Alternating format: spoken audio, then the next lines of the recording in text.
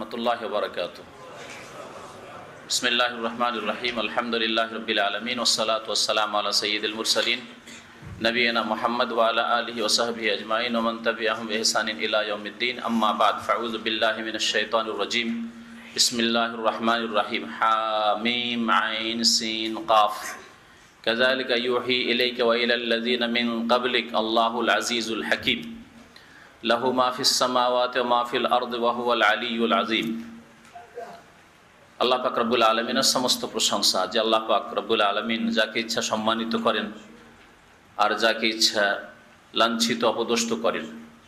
আল্লাহ পাক তাঁর বন্ধুদেরকে, মুমিনদেরকে, সৎকর্মশীলদেরকে দুনিয়া এবং আখিরাতে সম্মানিত করেন। আল্লাহ পাক কাফিরকে, মুশরিককে, পাপিষ্ঠ গুনাহগারদেরকে, জালেমদেরকে আল্লাহ পাক লাঞ্ছিত করেন দুনিয়া এবং আখিরাতে। আল্লাহ পাক রব্বুল আলামিন ন্যায় বিচার, ইনসাফের দাঁড়িপাল্লা, মিজান কায়েম করেছেন। কোরআনে কারীম হচ্ছে আল্লাহ পাক রব্বুল আলামিনের ন্যায় বিচারের, ন্যায় নীতির, ইনসাফের বিধানের মানদণ্ড। আজকে তাফসীর হবে সূরা শুরার। শুরা মানে হচ্ছে পরামর্শ। এই সূরার একটি আয়াতে পরামর্শের কথা উল্লেখ করা হয়েছে। শুরা মানে মশওয়ারা, যাকে আমরা বলি অনেকে, পরামর্শের কথা। মশওয়ারা শব্দটি আরবি থেকে এসছে। আরবিতে শুরা বলা হয়, মশুরা বলা হয়, ওটাকে উর্দুতে মশওয়ারা বলে, মশওয়ারা। আর আমরা ওটাকে অনেকে সলা পরামর্শ, মশওয়ারা এরকম ব্যবহার করে থাকি। তো এই শুরা অর্থাৎ পরামর্শ করা উচিত কোনো সিদ্ধান্তের ক্ষেত্রে আপনজনদের সাথে, জ্ঞানীদের সাথে। এই বিষয়টি শরীয়তের বিষয়। আল্লাহ পাক কোরআনে কারীমের দুটি আয়াতে উল্লেখ করেছেন, তার একটি আয়াত এই সূরায় রয়েছে, সূরা শুরাতে রয়েছে। সেই শব্দ নিয়ে নামকরণ হয়েছে সূরার, সূরা শুরা। আল্লাহ পাক রব্বুল আলামিন এই সূরা শুরু করেছেন ওহী দিয়ে, যে ওহী আল্লাহ পাক সমস্ত নবী রাসূলগণের উপর নাযিল করেছেন এবং শেষ রাসূল মুহাম্মদ সাল্লাল্লাহু আলাইহি ওয়াসাল্লামের উপর নাযিল করেছেন।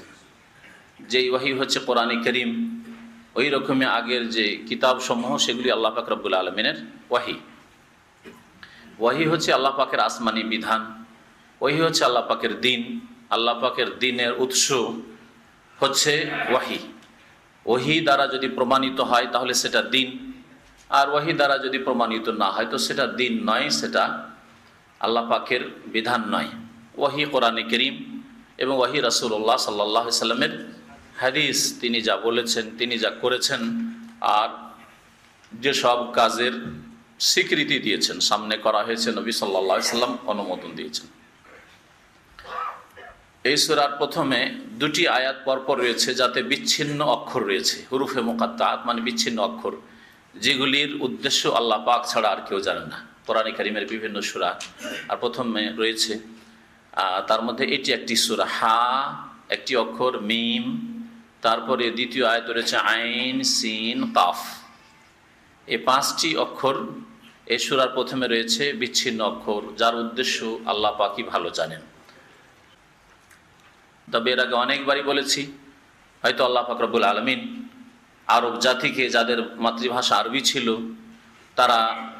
তাদেরকে ঈমানের দাওয়াত দেওয়া হয়েছে কোরআনে কারীমের প্রতি, এবং যার প্রতি কোরআন নাযিল হয়েছে অর্থাৎ রাসূলুল্লাহ সাল্লাল্লাহু আলাইহি ওয়াসাল্লামের প্রতি, আল্লাহ যিনি নাযিল করেছেন আল্লাহ পাক তার প্রতি, যদি তারা ঈমান না নিয়ে আসে, বিশ্বাস না করে, তাহলে তাদেরকে চ্যালেঞ্জ করা হয়েছে যে এই অক্ষরগুলি দিয়ে এই রকমের তোমরা কোনো বাণী তৈরি করে এই চ্যালেঞ্জ গ্রহণ করো আর মোকাবেলা করো। কিন্তু তারা তাতে হার মানতে বাধ্য হয়েছে। আল্লাহ পাক তারপর ইরশাদ করেছেন, কাযালিকা ইউহি ইলাইকা, এইভাবেই হে নবী তোমার প্রতি ওহী করেছেন। ওয়া ইলাল লাযিনা মিন ক্বাবলিকা, ওই সব নবী প্রতি ওহী করেছেন যারা আপনার পূর্বে বা তোমার পূর্বে চলে গেছে। যেসব নবী রাসূলগণ তোমার পূর্বে চলে গেছে তাদের প্রতিও আল্লাহ পাক ওহী করেছেন। তাহলে ওহী আল্লাহর পক্ষ থেকে, আসমান থেকে নাজিল হয়েছে, এবং শেষ নবী মুহাম্মদ সাল্লাল্লাহু আলাইহি ওয়াসাল্লামের উপর যেমন ওহী নাজিল হয়েছে, তেমনি আগের নবী রাসূলগণের প্রতিও ওহী নাজিল হয়েছে। ওহি নাজেল করেছেন কে? এর ইউহির ফাইল হচ্ছে কর্তা আল্লাহ,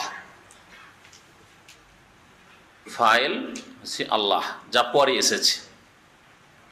আল্লাহ পাক ওহি করেছেন যিনি আল আজিজ, যিনি মহাপরাক্রান্ত বা পরাক্রমশালী, যিনি সর্বজয়ী। আল হাকিম, যিনি মহাজ্ঞানী, যিনি বিজ্ঞানময়, যিনি প্রজ্ঞাময়। আল্লাহ পাক রব্বুল আলামিন যা নাজিল করতে চেয়েছেন তাতে কেউ বাধা সৃষ্টি করতে পারে না, কারণ তিনি হচ্ছেন মহাপরাক্রান্ত। তার কাজে, তার কথায়, তার উদ্দেশ্যে কেউ বাধা সৃষ্টি করতে পারে না। আমাদের মনের চাহিদায় বাধা সৃষ্টি হতে পারে, আর হচ্ছেও। আর তিনি প্রজ্ঞাময়, তিনি মহাজ্ঞানী। সুতরাং তিনি যা কিছুই নাজিল করেছেন তাতে রয়েছে মানুষের কল্যাণ, মানুষের কল্যাণ। এবং প্রত্যেকটি আল্লাহ পাকের বিধানে, তা বিশ্বাসের বিধান হোক, আকীদাই হোক, অথবা ইবাদত হোক, অথবা হালাল হারাম হোক, আচার আচরণের ক্ষেত্রে আখলাক চরিত্রের সাথেই সম্পর্ক হোক, সেই বিধিবিধানের সবগুলিতে রহস্য রয়েছে, হেকমত রয়েছে, তাতে উপকারিতা রয়েছে। যদি আল্লাহ কিছু হারাম করে থাকেন তাতে নিশ্চয়ই রহস্য রয়েছে। কোনো কিছুকে আল্লাহ হালাল করেছেন তাতে অবশ্যই রহস্য রয়েছে।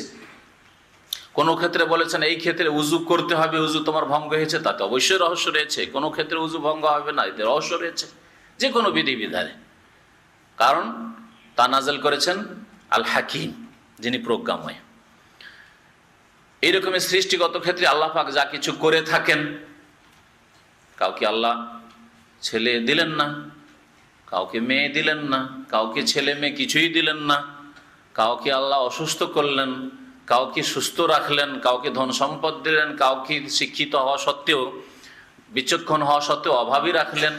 আল্লাহ পাকের এই সৃষ্টিগত নীতিমালাতেও হেকমত রয়েছে। আল্লাহ পাকের হাকিম নাম হওয়ার এই অর্থ। যেমন আল্লাহ পাকের শরীয়তের বিধিবিধানে হেকমত রয়েছে, প্রজ্ঞা রয়েছে, রহস্য রয়েছে, তেমনি আল্লাহ পাকের সৃষ্টিগত নীতিমালাতেও রহস্য রয়েছে। আমরা অনেক সময় বুঝি না, বরং অনেক সময় মনের খেলাফ হয়ে গেলে মনটা বেজার হয়ে যায়। যাচ্ছিলেন এয়ারপোর্টে আপনার সফরের জন্য, আর হঠাৎ করে রাস্তায় বাধা সৃষ্টি হলো, পৌঁছিতে পারলেন না আপনি গন্তব্যস্থানে। মন এত খারাপ, ভেঙে পড়েছেন, গেল আমার ভিসা, ভেঙে পড়েছেন, ঠিক না? মনটা খুব খারাপ না? কিন্তু এরপরে কি হবে? এতে আপনার লাভ ছিল না লস ছিল? এরপরের যে লুকায়িত বিষয়গুলি রয়েছে সেগুলি যদি জানতেন তাহলে কখনো মন খারাপ করতেন না। এই জন্য নবী করিম সাল্লাল্লাহু আলাইহি ওয়াসাল্লাম বলেছেন, তোমরা কোনো অপ্রীতিকর অবস্থা যদি দেখো তাহলে বলো কাদ্দার আল্লাহ মা শাআ ফাআল। আল্লাহ পাক যা চেয়েছেন তাই আল্লাহ নির্ধারিত করেছেন। কয়েক বছর আগে যখন ফ্লাইট দুর্ঘটনা হইল, অনেক লোকের ওই ফ্লাইট ছুটে গিয়েছিল, তাদের যে কত মন খারাপ হয়েছিল। কয়েক বছর আগে মাত্র ঘটনা, পূর্বের ঘটনা, কত মন খারাপ হয়েছিল। কিন্তু মাত্র আধা ঘন্টার মধ্যে যখন ফ্লাইট ধ্বংস হয়ে গেল, তখন তারা কত যে আলহামদুলিল্লাহ পড়লো, যদি মুসলিম হয়ে থাকে। আর যদি অমুসলিমও থাকে তবুও বলছে যে ভালোই হয়েছে, ভালো হয়েছে। কিন্তু কিছুক্ষণ আগে বলছিল যে কি খারাপ অবস্থা, হ্যাঁ কত খারাপ হইলো, হয়রান হয়ে এলাম, আর পৌঁছিতে পারলাম না গন্তব্যস্থানে, তাই না? তো এটা একটা উদাহরণ যা দিয়ে আপনি জীবনের প্রত্যেকটি ক্ষেত্রে নিতে পারেন। যে আপনার একটা চাকরি ছুটে গেল, একটা কাজ ছুটে গেল, এক জায়গায় ক্ষতি হলো, তাতে মনে করিয়েন না যে এতেই আমার খারাপ রয়েছে, বরং এতে হেকমত রয়েছে। আসা আনতাকরাহু শাইআন, হতে পারে যে কোনো কিছুকে তোমরা খারাপ মনে করেছো, ওয়াজআল আল্লাহু ফীহি খায়রান কাসীরা, আল্লাহ পাক এতে বহু কল্যাণ রেখেছেন। শুধু কল্যাণ না, আল্লাহ বলেছেন খায়রান কাসীরা, বহু কল্যাণ রেখেছেন। লাহু মা ফিস সামাওয়াতি ওয়া মা ফিল আরদ, আসমান সমূহে এবং পৃথিবীতে যা কিছু রয়েছে তা কার? লাহু, তার, আল্লাহ পাক রব্বুল আলামিনের। সব কিছুর মালিক আল্লাহ। ওয়া হুয়াল আলিয়্যুল আযীম, তিনি সর্বোচ্চ। আলী, ওয়া হুয়াল আলিয়্যুল আযীম, এটা আয়াতুল কুরসিতেও আছে, তাই না? শেষখানে আলী মানে যিনি সর্বোচ্চ, অলুবুন থেকে, অলুবুন মানে হচ্ছে উঁচা হওয়া, সাব্বিহিসমা রাব্বিকাল আ'লা, আ'লা বলা হয়েছে এই আলী থেকে। যিনি সর্বোচ্চ, আল আজিম মানে যিনি মহান। তাকাদুস সামাওয়াতু ইয়াতাফাত্তারনা মিন ফাওকিহিন ওয়াল মালায়েকাতু ইউসাব্বিহুনা বিহামদি রাব্বিহিম। তাকাদু মানে উপক্রম হওয়া, কাদা ইয়াকাদু আরবি ভাষায় ওর মানে হচ্ছে কোনো কিছুর উপক্রম হওয়া। তাকাদুস সামাওয়াতু ইয়াতাফাত্তারনা মিন ফাওকিহিন্না, আসমানগুলি ওপর থেকে ভেঙে পড়ার উপক্রম হয়েছে। এটা হচ্ছে শাব্দিক অর্থ। আল্লাহ পাক রব্বুল আলামিনের ভয়ভীতিতে, আল্লাহ পাক রব্বুল আলামিনের আজমাত এবং জালালের শ্রদ্ধাপূর্ণ ভয়ভীতিতে আসমানগুলির অবস্থা এমন হয়, বিশাল আকাশ, সুবহানাল্লাহ। এবং আসমান মানে শুধু এই আকাশ না, এই আকাশে যত গ্রহ রয়েছে, সূর্য, চন্দ্র, তারকা, নক্ষত্র, কত বিশাল বিশাল গ্রহ রয়েছে। যারা সায়েন্স নিয়ে চর্চা করেন তারা এইসব বুঝেন। এগুলি আল্লাহ পাক রব্বুল আলামিনের শ্রদ্ধাপূর্ণ ভয়ে ভেঙে পড়ার, চূর্ণ বিচূর্ণ হওয়ার উপক্রম হয়। তাফাত্তার মানে ভেঙে পড়া, চূর্ণ বিচূর্ণ হয়। ইজা সামাউন ফাতারাত, যখন কিয়ামত আসবে তখন আসমান কি হয়ে যাবে? ভেঙে পড়বে, চূর্ণ বিচূর্ণ হয়ে যাবে। ইন ফাতারাত আর তাফাত্তারাত, বাব শুধু আলাদা, মানে গ্রামারের দিক থেকে কিন্তু অর্থ একই। তাকাদুস সামাওয়াতু ইয়াতাফাত্তারনা মিন ফাওকিহিন্না, এই বিশাল আকাশ এবং আকাশে যা কিছু রয়েছে যদি আল্লাহর ভয়ে ভেঙে পড়ার উপক্রম হয় তো 3.5 হাতের মানুষ, আর আকাশ তো দূরের কথা, জমিন তো দূরের কথা, তোমার ওপর যদি 1 কিলোর পাথর ওপর থেকে পড়ে তো তোমার আর খবরই থাকবে না। এই মানুষ কত দুর্বল মানুষ, খোলেকাল ইনসানু দাঈফা। তারপর আল্লাহর বিধান মেনে চলো না, আল্লাহকে ভয় করো না। আল্লাহ পাক দেখছেন, এ কথা খেয়াল করো না। আল্লাহ পাক সবকিছু শুনছেন, তিনি সামি, তিনি আলিম, তিনি সবকিছু জানছেন, সবকিছু শুনছেন। আলাম ইয়ালাম বিআন্নাল্লাহ, ইয়ার আল্লাহ দেখছেন, তোমার হিসাব নেবেন, আল্লাহ তোমাদেরকে একত্রিত করবেন, সামনে হাজির হইতে হবে, এসব কথা খেয়াল আছে না? আল্লাহ পাক এ কথা বোঝাতে চেয়েছেন যে আসমান যদি ভয় ভেঙে পড়ার উপক্রম হয় তো হে মানুষ, তোমাকে যে শরীয়তের বিধিবিধানের দায়িত্ব দেওয়া হয়েছে এতে কতটুকু তোমার অন্তরে ভয় আছে। ওয়াল মালাইকা, আর আল্লাহ পাকের মালাইকা, ফেরেশতাগণ সৃষ্টি যারা কত শক্তিশালী। এক একটি ফেরেশতাকে এত শক্তি দেওয়া হয়েছে যে পুরো ফেরেশতার শক্তি নাই, শুধু একটা দানা দিয়ে যদি ধাক্কা দেয় পৃথিবীতে তো পৃথিবীকে চূর্ণ বিচূর্ণ করে দেবে। সুবহানাল্লাহ, আল্লাহ পাক কত শক্তি দিয়েছেন ফেরেশতাদেরকে, চিন্তা করুন। পাহাড়ের ফেরেশতা সম্পর্কে তো তায়েফের ঘটনায় পড়েছেন সিরাতুন নবীতে। পাহাড়ের ফেরেশতা এসে বলছেন, ইয়া রাসূলুল্লাহ, শুধু হুকুম দিলে একটা দুটো পাহাড়কে, এই যে বড় বড় দুটো পাহাড় আছে তায়েফ আর মক্কা এলাকায়, দুটো পাহাড়কে উঠিয়ে নিয়ে এসে এই তায়েফবাসীকে পিষে দিচ্ছি, চাকিতে পিষার মতো করে। কত ক্ষমতা তাহলে ফেরেশতাদেরকে দেওয়া হয়েছে। জিবরাইল আলাইহিস সালামকে আপন রূপে নবী করিম সাল্লাল্লাহু আলাইহি সাল্লাম দেখলেন যে পুরো দিগন্ত, দিগন্ত মানে এই দিক থেকে ওই দিক, ধরেন এটা কোন দিক, যেদিকে মুখ করে আছে এদিক পূর্ব দিক, তাহলে এদিক হচ্ছে উত্তর দিক, উত্তর পূর্ব থেকে পশ্চিম পূর্ব এই পুরো দিগন্ত ঘিরে ফেলেছে এক ফেরেশতাতে। ওয়ালাহু সিত্তুমিয়াত জানাহ, আর তার 600 ডানা রয়েছে, 600 ডানা রয়েছে। এই ফেরেশতারাও কি করে? ইউসাব্বিহুনা, আল্লাহর ভয়ে ভীত হয়ে, আল্লাহর শ্রদ্ধায়, ইউসাব্বিহুনা বিহামদি রাব্বিহিম, তাদের রবের প্রশংসা বিজড়িত তাসবিহ করে থাকে, পবিত্রতা ঘোষণা করে থাকে, পবিত্রতা ঘোষণা করে থাকে। আল্লাহ বলছেন ওয়াস্তাগফিরুনা লিমান ফিল আরদ, এবং এই ফেরেশতা জাতি কত ভালো, কত নেক, কত সৎ, যে তাদের কি উদ্দেশ্য আছে যে আপনার জন্য আমার জন্য আল্লাহর কাছে মাপ চাইবেন। আমরা, আমাদের অন্তর কত সংকুচিত, আমরা কত ছোট মনের লোক যে নিজের ভাইয়ের জন্য দোয়া করি না উন্নতির। আমার চেয়ে উন্নতি করে যাবে রে, আমার চেয়ে ভালো হয়ে যাবে, বেড়ে যাবে, কখনো চাই না। নিজ প্রতিবেশীর জন্য কখনো চাই না।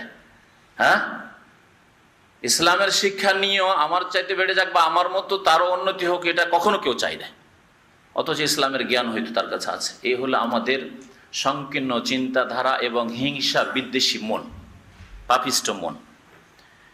ফেরেশতাগণ সম্পর্কে আল্লাহ বলছেন ওয়াস্তাগফিরুনা লিমান ফিল আরদ, পৃথিবীতে যারাই আছে তাদের জন্য এই ফেরেশতা কুল আল্লাহর কাছে মার্জনা কামনা করতে থাকে, ইস্তিগফার করতে থাকে, আল্লাহ তুমি মাফ করে দাও।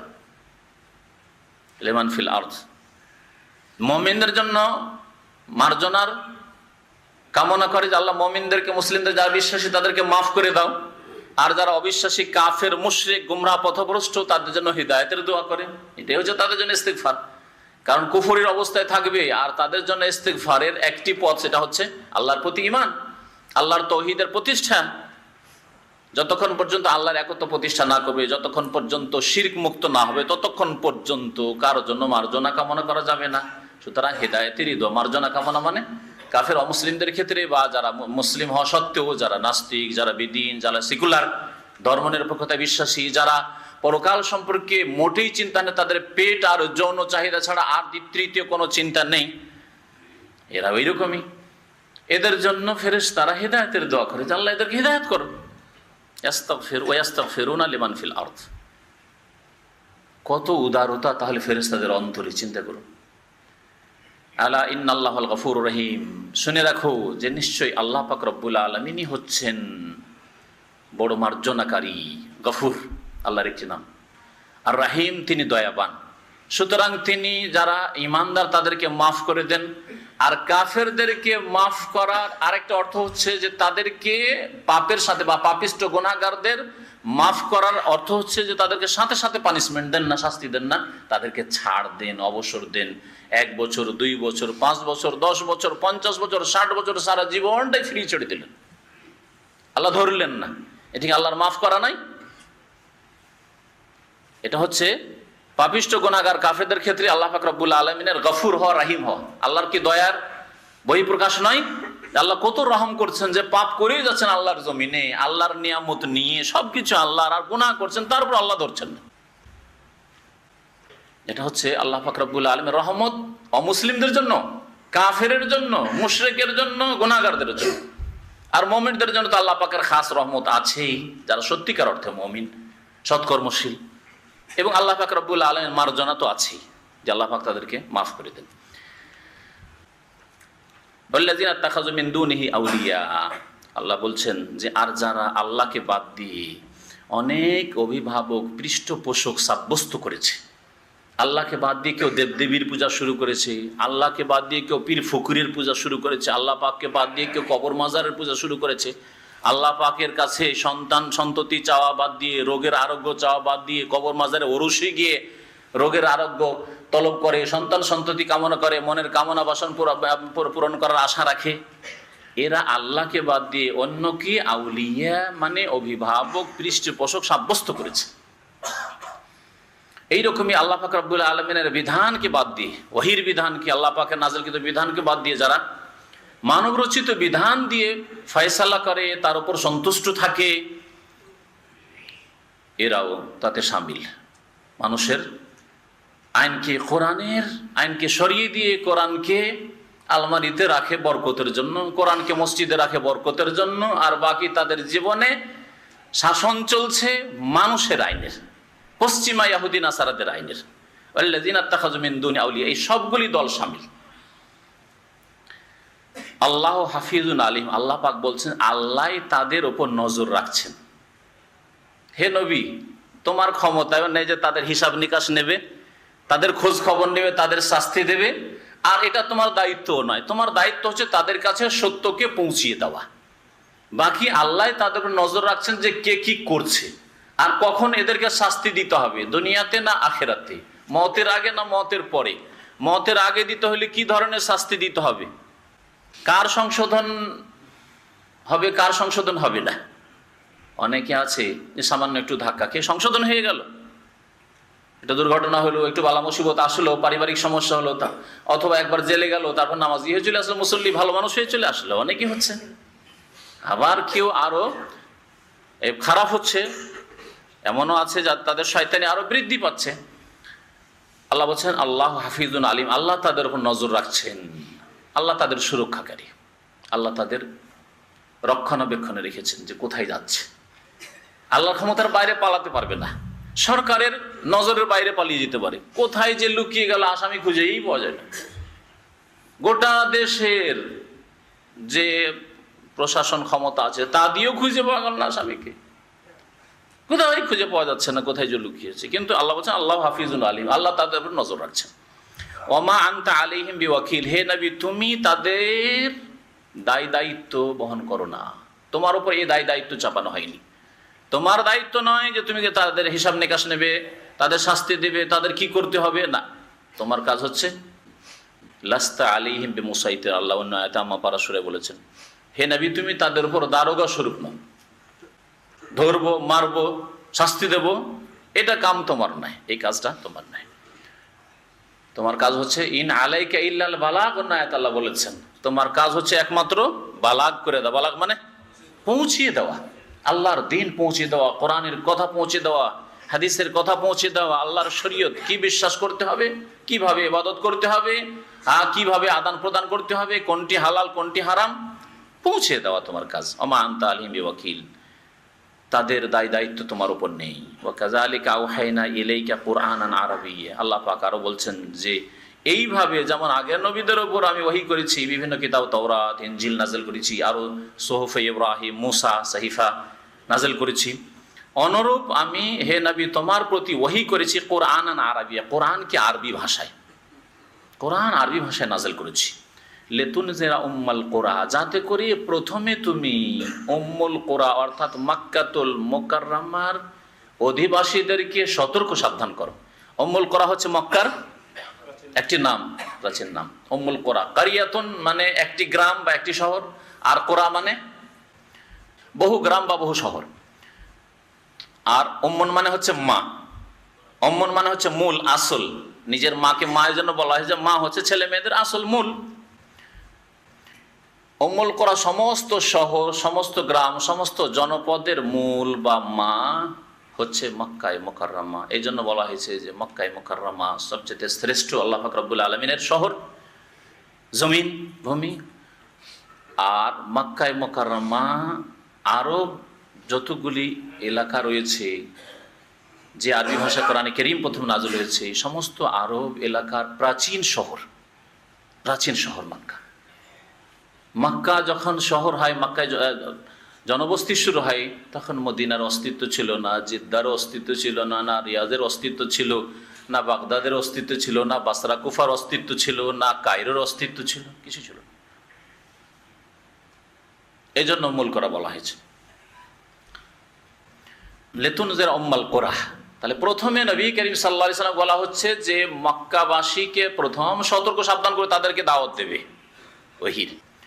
ওয়ামান হাউলাহা, আর যারা মক্কার চারপাশে রয়েছে, হাউল মানে চারিদিক, আরবিতে হাউল মানে চারিদিক বলা হয়।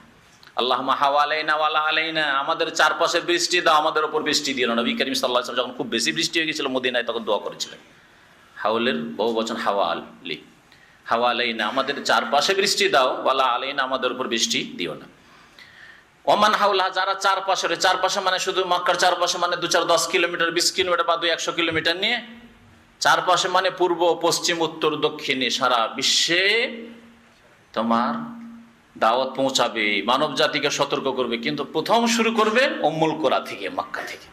এই জন্য রাসূলুল্লাহ সাল্লাল্লাহু আলাইহি ওয়াসাল্লাম এই আয়াতের বাস্তবায়ন করতে গিয়ে 13 বছর দেখছেন বাস্তবে ফল হচ্ছে না। মাত্র কয়েকটা লোক, 5 বছর চলে যাচ্ছে, মাত্র 30-40 জন 5 বছরে, বাকি আরো 8 বছর, তাই না, 13 বছরে, 8 বছরে দেখা গেল মাত্র কয়েকশো লোক, মাত্র কয়েকশো লোক। আল্লাহ পাক রব্বুল আলামিন সুসংবাদ দিচ্ছেন, সুসংবাদ দিচ্ছেন যে মক্কার লোক ইসলাম কবুল না করলে কি হবে। দেখো বায়াতে আকাবায় এসে, ওই আকাবা ঘাটিতে এসে মদিনার লোকেরা রাতের অন্ধকারে শপথ করে যাচ্ছেন আমরা ইসলাম গ্রহণ করলাম, আসেন আপনি মদিনায়। সুসংবাদ এটা।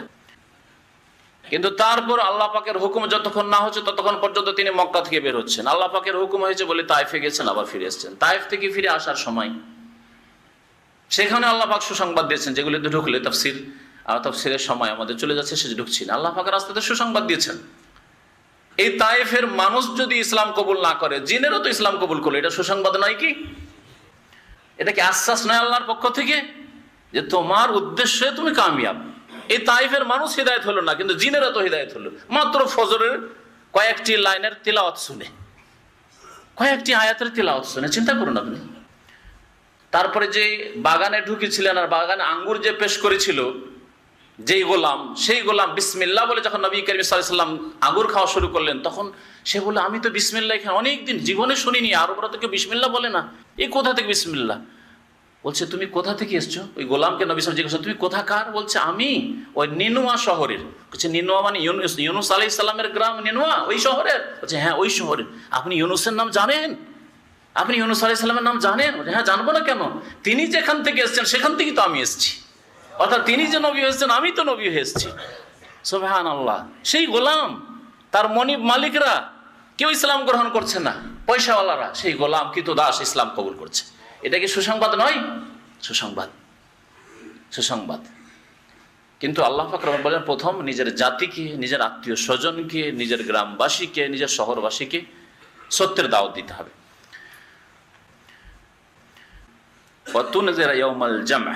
এবং তুমি সতর্ক করবে একত্রিত করার দিন সম্পর্কে, অর্থাৎ কিয়ামত সম্পর্কে, বিচার দিবস সম্পর্কে। যে মানুষ, তোমরা এই কথা ভাবিও না যে দুনিয়াতে যা করলাম তাই হইল, বাস, আর ফের কি, এরপর আবার আছে কি। সুতরাং দুনিয়াতে যে উন্নতি করেছে, হক হোক আর না হক হোক, হালাল হোক হারাম হোক, আর বৈধ হোক আর অবৈধ হোক, বেঈমানি হোক অথবা আত্মসাৎ হোক, দুনিয়াতে পয়সাওয়ালা হয়েছি, দুনিয়াতে বড় নেতৃত্ব পেয়েছি, দুনিয়াতে বড় সুখী হয়েছি, ভোগ বিলাসের জীবনযাপন করতে পেরেছি, হ্যাঁ শিক্ষিত হইতে পেরেছি, আর কি, এটাই তো গন্তব্যস্থল, আর এটাই হচ্ছে আমার টার্গেট। না, এই টার্গেট না। তুনজিরা ইয়াউমাল জামি, এমন একটা দিন যেই দিনের নাম হচ্ছে ইয়াউমুল জামি, একত্রিতকরণের দিন, যেই দিন সমস্ত মানুষকে সমবেত করা হবে, সেই দিন সম্পর্কে মানুষকে সতর্ক করবে। এখানে কাজ করতে এসছো, এটা হচ্ছে কর্মক্ষেত্র, এই কাজের ফলাফল, রেজাল্ট ওই দিনে পাবে, যেটা কিয়ামতের দিন। সেই দিন সম্পর্কে সতর্ক করবে, আল্লাহর সামনে জবাবদিহি করতে হবে। দুনিয়াতে সারা জিন্দগিটা চলে গেল, বহু পাপ জুলুম অত্যাচার করলে জবাবদিহি করতে হলো না কোনো মানুষের সামনে। চলে গেলে দুনিয়ার বালা মুসিবত থেকে নিরাপদ তুমি চলে গেলে, কবরে গিয়ে কি হইলো, মরে যাওয়ার পরে কি হইলো, মানুষ আর জানতে পারলো না। কিন্তু কিয়ামতের দিনে মানুষ জানতে পারবে যে ফেরাউন এবং ফেরাউনের চরিত্র যাদের, আজকের হোক আর কালকের হোক, তারা, সে বাদশার হোক আর কাজ্জাফি হোক, একদিন আল্লাহর সামনে দাঁড়াতে হবে এবং সেখানে মানুষ জানতে পারবে যে তাদের কি দুর্দশা, তাদের জুলম, তাদের অত্যাচার এবং তাদের পাপিষ্ঠ জীবন যাপনের জন্য কি মহাশাস্তি আল্লাহ তৈরি করে রেখেছেন। আল্লাহ পাকের কাছে তারা জানতে পারবে এবং মানুষও সেই দিন জানতে পারবে, মানুষের সামনে লাঞ্ছিত অপদস্থ হবে। আল্লাহ পাক তারপরে বলছেন, লা রাইবা ফিহ, সেই কিয়ামতের দিন সম্পর্কে কোনো সন্দেহ নেই, কোনো সন্দেহ নেই। ফারিকুন ফিল জান্নাহ, সেই দিন হিসাব নিকাশ হবে, বিচার হবে, ন্যায় প্রতিষ্ঠা করা হবে। ওয়া নাদাউল মাওয়াজিন আল কিসত লিয়াউমিল কিয়ামা, আল্লাহ পাক আয়াতে বলেছেন যে আমি সেই দিন ন্যায় বিচারের দাঁড়ি পাল্লা কায়েম করব। মাওয়াজিন, আল্লাহ দাঁড়ি পাল্লা কায়েম করবেন, তারাজু কায়েম করবেন। আল কিসতা, ন্যায় নীতির, ন্যায় বিচারের, ন্যায় বিচার করার জন্য। ফালা তুযলামু নাফসুন শাইআ, সেদিন কারো ওপর কিঞ্চিত পরিমাণও জুলম অত্যাচার হবে না, সেই দিন ইনসাফ হয়ে যাবে। আল্লাহ বলছেন ফারিকুন ফিল জান্নাহ, তখন এক দল জান্নাতে যাবে যারা মুমিন এবং সৎকর্মশীল মুত্তাকি আল্লাহ ভীরু। ও ফারিকুন ফিস সাইর, আরেক দল যারা কাফের, মুশরিক, মুনাফিক এবং এদের চরিত্র, মুসলিম জন্মসূত্রে কিন্তু এদের চরিত্র গ্রহণ করেছে, পেট ছাড়া আর এর ঊর্ধ্বে কোনো চিন্তা করেনি, যৌন ক্ষুধা ছাড়া আর এর ঊর্ধ্বে কোনো চিন্তা করেনি।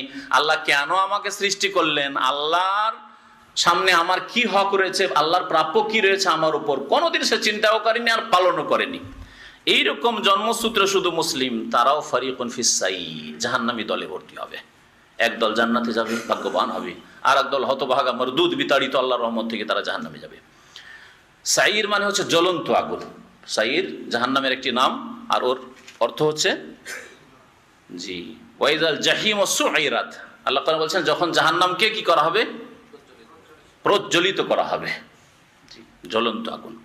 ওয়ালাউ শাআ আল্লাহু লা জাআলাহুম উম্মাতান ওয়াহিদা, আল্লাহ পাক চাইলে তাদেরকে একটি জাতিতে পরিণত করতেন। সারা বিশ্বের সমস্ত মানুষ সবাই আদম সন্তান, সুতরাং সবাইকে আল্লাহ পাক চাইলে যদি বাধ্য করতেন তাহলে এক জাতি করতেন। তাদের বিশ্বাস এক রকমের, তাদের ইবাদত এক রকমের, তাদের আখলাক চরিত্র এক রকমের, ফেরেশতা চরিত্র করে দিতে পারতেন আল্লাহ পাক রব্বুল আলামিন, একরকম করে দিতেন ভালো করার দিক থেকে। আবার যদি আল্লাহ চাইতেন সবাইকে অসৎ করে দিতেন, ইবলিস চরিত্র করে দিতেন, আল্লাহ এটাও করতে পারতেন। লা জাআলা উম্মাতান ওয়াহিদা, এক জাতিতে পরিণত করতে পারতেন আল্লাহ ইচ্ছা করলেই, কিন্তু তাতে পরীক্ষা থাকতো। বাধ্য করে যদি কোনো কাজ করে নেওয়া হয় তাহলে আর পরীক্ষা থাকলো না, তো পরীক্ষা থাকলো না। আপনি তো বাধ্য, মন চাক আর না চাক আপনি তো করছেনই সেটা, তাহলে আর পরীক্ষা থাকতো না। আল্লাহ পাক যে পরীক্ষার জগতে এখানে সৃষ্টি করেছেন, এই পরীক্ষার জন্য কর্ম করে যেতে হবে। ওয়ালাকি ইউদখিলু মান ইয়াশা ফি রাহমাতিহি, তবে আল্লাহ পাকের নীতিমালা হচ্ছে আল্লাহ যাকে চান তার রহমতে প্রবিষ্ট করেন, দাখিল করেন। ওয়াজ-জালিমুনা মা লাহুম মিন ওয়ালি ওয়ালা নাসির, আর জালেমদের জন্য কোনো বন্ধুও নেই, অভিভাবক নেই, ওয়ালা নাসির, আর কোনো সাহায্যকারীও নেই। সেই দিন যখন বিচার হবে তখন জালেমদের কেউ বন্ধু নাই যে বন্ধু এসে ওখানে সাহায্য করবে। আমি জামিন হয়ে গেলাম, এই আসামিকে জামানতে ছাড়িয়ে বাড়ি নিয়ে চলে গেলাম, কেউ হবে না। ওয়ালা নাসির, কেউ সাহায্যকারী হবে না। সেখানে ওকালতি করার জন্য উকিল ধরেছি, ব্যারিস্টার ধরেছি, ওখানে কোনো ব্যারিস্টার থাকবে না। ওয়ালা নাসির। আমিত্তাখাযু মিন দুনিহি আউলিয়া, আল্লাহ পাক বলছেন মুশরিকদের সম্পর্কে যে তারা আল্লাহকে বাদ দিয়ে কি অন্য পৃষ্ঠপোষক তারা সাব্যস্ত করেছে, আল্লাহকে বাদ দিয়ে অন্যকে সিজদা করেছে, আল্লাহকে বাদ দিয়ে অন্যের কাছে দোয়া করেছে, আল্লাহকে বাদ দিয়ে মনে করে অন্য কেউ দিতে পারে, কেউ দাস্তগীর হাত ধরে উদ্ধার করতে পারে, কেউ গৌসুল আজম মহান উদ্ধারকারী আছে, কেউ গরিব নওয়াজ গরিবের দাতা আছে আল্লাহ পাক ছাড়া। আমিত্তাখাযু মিন দুনিহি আউলিয়া, কেউ বিদ্যার দেবী, আল্লাহকে ছাড়া কেউ বিদ্যার দেবী আছে, কেউ রুজির দেবী আছে, লক্ষ্মী আছে। আমিত্তাখাযু মিন দুনিহি আউলিয়া, তার আল্লাহকে বাদ দিয়ে পৃষ্ঠপোষক সাব্যস্ত করেছে।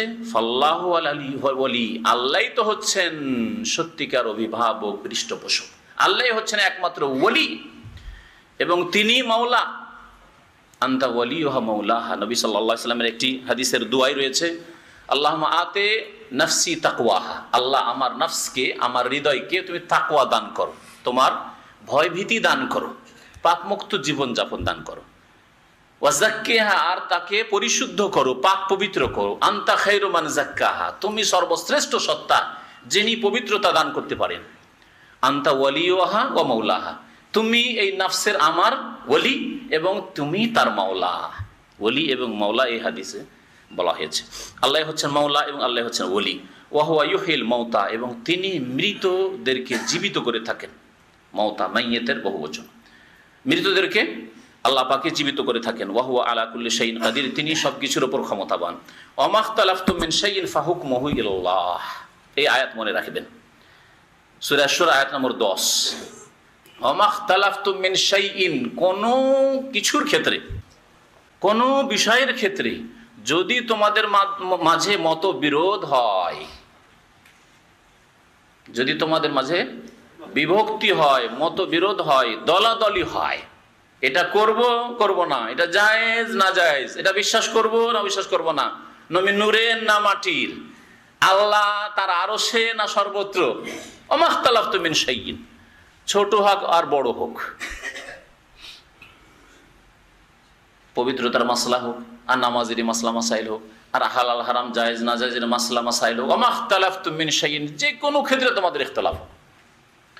এই ইখতিলাফ ধর্মীয় ইখতিলাফ হতে পারে, যে আল্লাহর সন্তুষ্টির পথ ইসলাম না ইহুদি মতবাদ না খ্রিস্টান মতবাদ না বুদ্ধিজম না হিন্দুইজম, এটা ওর মধ্যে শামিল। যেমন ঠিক তেমনি মুসলিমদের মধ্যে 73 ফিরকা হয়েছে, 73টি দল, নবী করিম সাল্লাল্লাহু আলাইহি ওয়াসাল্লাম ভবিষ্যদ্বাণী, তার মধ্যে কোনটি মুক্তির পথ, কোন লেভেল লাগালে মুক্তির পথ হাসিল হবে। ওমাখতালাফতু মিন শাইইন, যে কোনো তোমাদের ইখতিলাফ হোক না কেন, মতবিরোধ হোক না কেন, ফয়সালা কার কাছ থেকে নিতে হবে?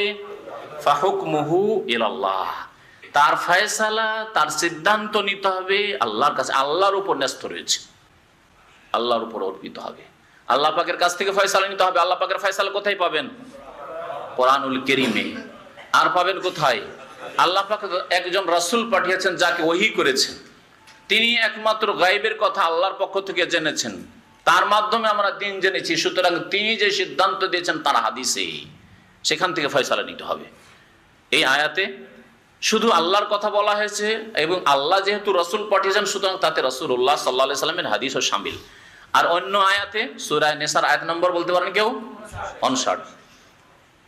আল্লাহ পাক ইরশাদ করেছে, আইয়ুহাল্লাযীনা আমানু, হে মুমিনরা, আতিউল্লাহ, আল্লাহকে মানো, ওয়া আতিউর রাসূল, রাসূলকে মানো, ওয়া উলিল আমরি মিনকুম, আর তোমাদের নেতাদেরকেও মানো, নেতা দুনিয়ার নেতা শাসকদেরকেও মানো, আর দুনিয়ার নেতা তোমার বাড়ির বাবা যে নেতা তাকে মানো, কোম্পানির মালিক, বস, ফোরম্যান, সুপারভাইজার, ওপরে যারা আছে তাদেরকে মানো, বড় ভাই যদি মালিক হয় তোমাদের ছোটদের আর বাবা নেই হয়তো তাকে মানো। এগুলো যেমন সামিল তেমনি ধর্মীয় নেতা মানে আলেম ওলামাদেরকে মানো। উলিল আমর আল্লাহ বহু বচন বলেছেন, শুধু একজনের কথা বলা হয়নি যে কোন এক জামানে 1000-1200-1300 বছর আগে কোন একজন ইমাম সাহেব এসেছেন তাকে মানা। আর সেটা হচ্ছে 4টাতে সীমিত করে দেওয়া, 4-এর একটা মানতে হবে, এই আয়াত এর দলিল নয়। যেমন মজহাবের মুকাল্লিদরা মনে করে যে এই আয়াত মানে হয় হানফি হইতে হবে, না শাফি হইতে হবে, না হয় মালিকি হইতে হবে, না হয় হাম্বলি হইতে হবে। এটা মিথ্যা অপব্যাখ্যা। আল্লাহ বলেছেন উলিল আমরে মিনকুম, তোমাদের মধ্য থেকে যারা উলিল আমর, দুনিয়ার নেতা হইতে পারে আর ধর্মীয় নেতা অর্থাৎ যাদের কাছ থেকে দ্বীনের মাসলা মাসাইলের সমাধান পাবে। তাহলে আপনাকে মাসলা মাসাইলের সমাধানের জন্য কোন জীবিত আলেমকে খুঁজতে হবে। একজন মৃত ব্যক্তি 1200 বছর আগে চলে গেছেন, তিনি এটা বলেছেন কি বলেননি, লোকেরা হয়তো তার নামে চালিয়ে দিয়েছে, আপনি কি করেই জানবেন যে এটা তার সিদ্ধান্ত? উলিল আমরি মিনকুম। তারপরে আপনি সৌদি আরবে হয়তো একজনকে পাচ্ছেন, দেশে গিয়ে তাকে পেলেন, আরেকজন পেলেন যার কাছ থেকে কোরআন সুন্নাহ মোতাবেক আপনি বুঝতে পারছেন না, কোরআন সুন্নাহ মোতাবেক আশা করি তিনি দলিল ছাড়া কথা বলেন না, সুতরাং কোরআন সুন্নাহর ফয়সালা তার কাছেই পাবো। তার কাছে জানবেন। জনসাধারণকে শরীয়তের প্রত্যেকটি মাসলা মাসাইলের দলিল প্রুফ জানার প্রয়োজন করে না। জানলে ভালো কথা, কেউ জানার চেষ্টা করে, শিখুক, সারা জীবনটাই শিখার জীবন। কিন্তু প্রত্যেকটি ক্ষেত্রে দলিল জানতে হবে যে এটার দলিল কি, ওইটার দলিল কি। আল্লাহ এই বড় দায়িত্ব সাধারণ মানুষের উপর চাপাননি। তবে এই দায়িত্ব অবশ্যই আছে যে সজাগ হয়ে আমি যার মাসলা, যার ফতোয়ার উপর আমল করছি, তিনি কি আল্লাহ এবং রসুলের প্রতিনিধিত্ব করছেন? তিনি কি রাসূলুল্লাহ সাল্লাল্লাহু আলাইহি সাল্লামের পক্ষ থেকে সাইন করেছেন, আসলে কোরআন হাদিসের কথা বলছেন? ইমাম ইবনুল কাইয়িম রাহমাতুল্লাহ একটি কিতাব আছে ইলামুল মুওয়াক্কিঈন আন রাব্বিল আলামিন, রব্বুল আলামিন আল্লাহর পক্ষ থেকে স্বাক্ষরকারী। তাহলে যারা ফতোয়া দিবে, যারা হালাল হারাম বলবে, যারা আলেম সমাজ, যারা আকীদার কথা এটা বিশ্বাস করা যায়, বিশ্বাস করা যাবে না বলবে, তারা যেন আল্লাহর পক্ষ থেকে সাইন করছে, স্বাক্ষর করছে। তাদেরকে আল্লাহকে ভয় করা উচিত যে কি স্বাক্ষর করছেন, জালিয়াতের ওপর, বাতিল নথিপত্রের ওপর, কাগজের ওপর, হ্যাঁ, শিরক বিদআতের ওপর স্বাক্ষর করছেন। কাল কিয়ামতে জবাবদাহি করতে হবে। হে মৌলভী সাহেব, জবাবদাহি করতে হবে। হে হুজুর, শুনে রাখো ভালো করে। কোরআন এবং হাদিসের দলিল যদি না থাকে তো কোনো কথা বলা সবচেয়ে বড় গুনাহ, শিরকের সমতুল্য। আল্লাহ গুনাহ বলেছেন ওয়া আন তাকুলু আলাল্লাহি মা লা তা'লামুন, আল্লাহ সম্পর্কে, আল্লাহর দ্বীন সম্পর্কে এমন কথা বলা যে সম্পর্কে তোমার কোনো জ্ঞান নেই, অর্থাৎ তোমার কাছে কোনো দলিল প্রমাণ নেই। আল্লাহ পাক বলছেন যে আল্লাহর আনুগত্য করো, রাসূলের আনুগত্য করো, উলিল আমরি মিনকুম ফাইন তানাজাতুম ফি শাইইন, যদি কোনো ক্ষেত্রে তোমাদের মতবিরোধ হয়, এখানে ওমাখতালাফতুম, ওখানে তানাজাতুম, তানাজু মানে নিজা, ঝগড়া, দ্বন্দ্ব হয়, আর ইখতিলাফ মানে মতবিরোধ হয়, একই কথাই, শব্দ শুধু আলাদা আলাদা। ফাইন তানাজাতুম ফি শাইইন, এখানেও আছে ওমাখতালাফতুম ফিহি মিন শাইইন, আর ওখানে আছে ফাইন তানাজাতুম ফি শাইইন। কোনো ক্ষেত্রে, যে কোনো ক্ষেত্রে যদি কোনো মতবিরোধ হয়, ফারুদ্দুহু ইলাল্লাহি ওয়ার রাসূল, তাহলে কার দিকে ফিরিয়ে দাও? আল্লাহর দিকে ফিরিয়ে দাও এবং তার রাসূলের দিকে ফিরিয়ে দাও। রাসূল সাল্লাল্লাহু আলাইহি ওয়াসাল্লামের কাছে ফয়সালা নিতে হবে, তালাশ করতে হবে কোরআন এবং হাদিসে। আপনি পারছেন না, আপনার আলেমকে সন্দেহ হচ্ছে, কারণ এই মাসলায় দ্বিধাদ্বন্দ্ব, এক দল এইরকম বলছে, আর এক দল এরকম বলছে, তো একটু জানার জন্য ভাত টিপা করিয়ে যে ভাতটা হইলো, সিদ্ধ হইলো কি হইলো না, রান্না করে তো ব্যাচেলর সবাই খাচ্ছেন, হ্যাঁ, কয়েকবার করে টিপে টিপে দেখছেন যে ভাত সিদ্ধ হইলো কি হইলো না, ভাত সিদ্ধ হইলো, তাই না? আপনি একটু টিপে দেখেন যে এই আলেম কোরআন হাদিসের কথা বলছি কি বলেন, একটু টিপে দেখেন। এই মাসলার দলিল এক একটা আয়াতে না থাকে ঠিক আছে, কোরআনে থাকা জরুরি নয়, নবী সাল্লাল্লাহু আলাইহি ওয়াসাল্লাম হাদিসে থাকলেও সেটা মানতে হবে, কিন্তু সহি হাদিস, হাদিসটা কোন কিতাবে আছে, হাদিসটা সহি না জয়ীফ না জাল, মিথ্যার ছড়াছড়ি, সেটা জানতে হবে। দু চারটা ক্ষেত্রে ভাত টিপে দেখলে, 2-3টে ভাত টিপে দেখে 10 কিলো চাউলের ভাত সম্পর্কে, বিরিয়ানি সম্পর্কে আপনার জ্ঞান হয়ে যায়, নলেজ হয়ে যায় যে সবটাই হয়ে গেছে, তাই না?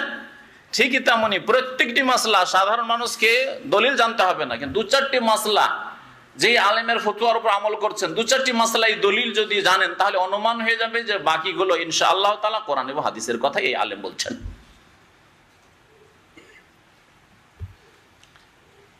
ফারুদ্দুহু ইলাল্লাহি ওয়ার রাসূল, আনুগত্যের ক্ষেত্রে এখানে আরো একটা জিনিস লক্ষ্য করবেন, আল্লাহর আনুগত্য করো, রসুলের আনুগত্য করো, নেতাদের আনুগত্য করো, আলেমের আনুগত্য করো, তাই না? কিন্তু যখন ঝগড়া হবে, বিবাদ হবে, দ্বন্দ্ব হবে, মতবিরোধ হবে, তখন ফিরে আসো কার দিকে? আল্লাহর দিকে, রাসূলের দিকে, নেতার দিকেও না, আলেমের দিকেও না। তখন আল্লাহ ফিরতে বলেননি আলেমের কাছে, তখন আল্লাহ ফিরিয়ে দিতে বলেননি নেতার কাছে, যে সরকারের কাছে বিচার দাও, কোরআন এবং হাদিসের কাছে বিচার দাও। আল্লাহ বলেছেন,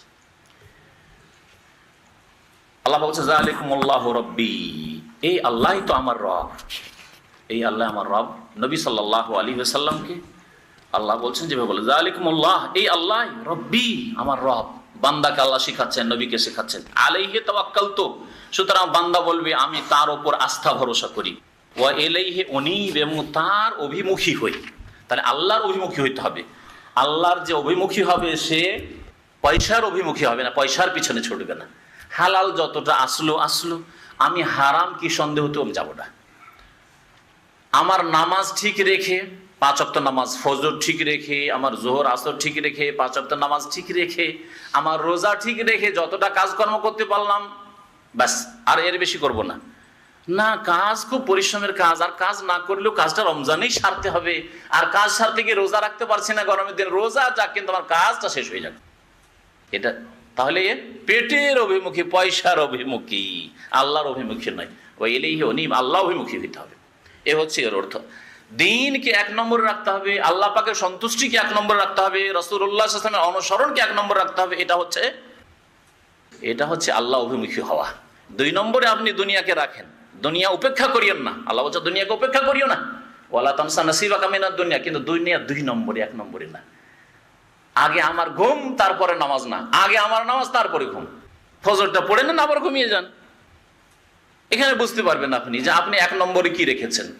আগে আমার শরীরের চাহিদা, আমার পেটের চাহিদা, না আমার রুহের আত্মার চাহিদা, আমার দ্বীন, আমার ঈমান, আমার আল্লাহ পাকের সন্তুষ্টি, আমার রসুলের মহাব্বত, রসুলের অনুসরণ 1 নম্বরে, তারপরে দুনিয়া। যদি এইরকম কেউ হইতে পারে তো অবশ্যই ইনশাআল্লাহ তাআলা দুনিয়াতে আখিরাতে সুখী হবে।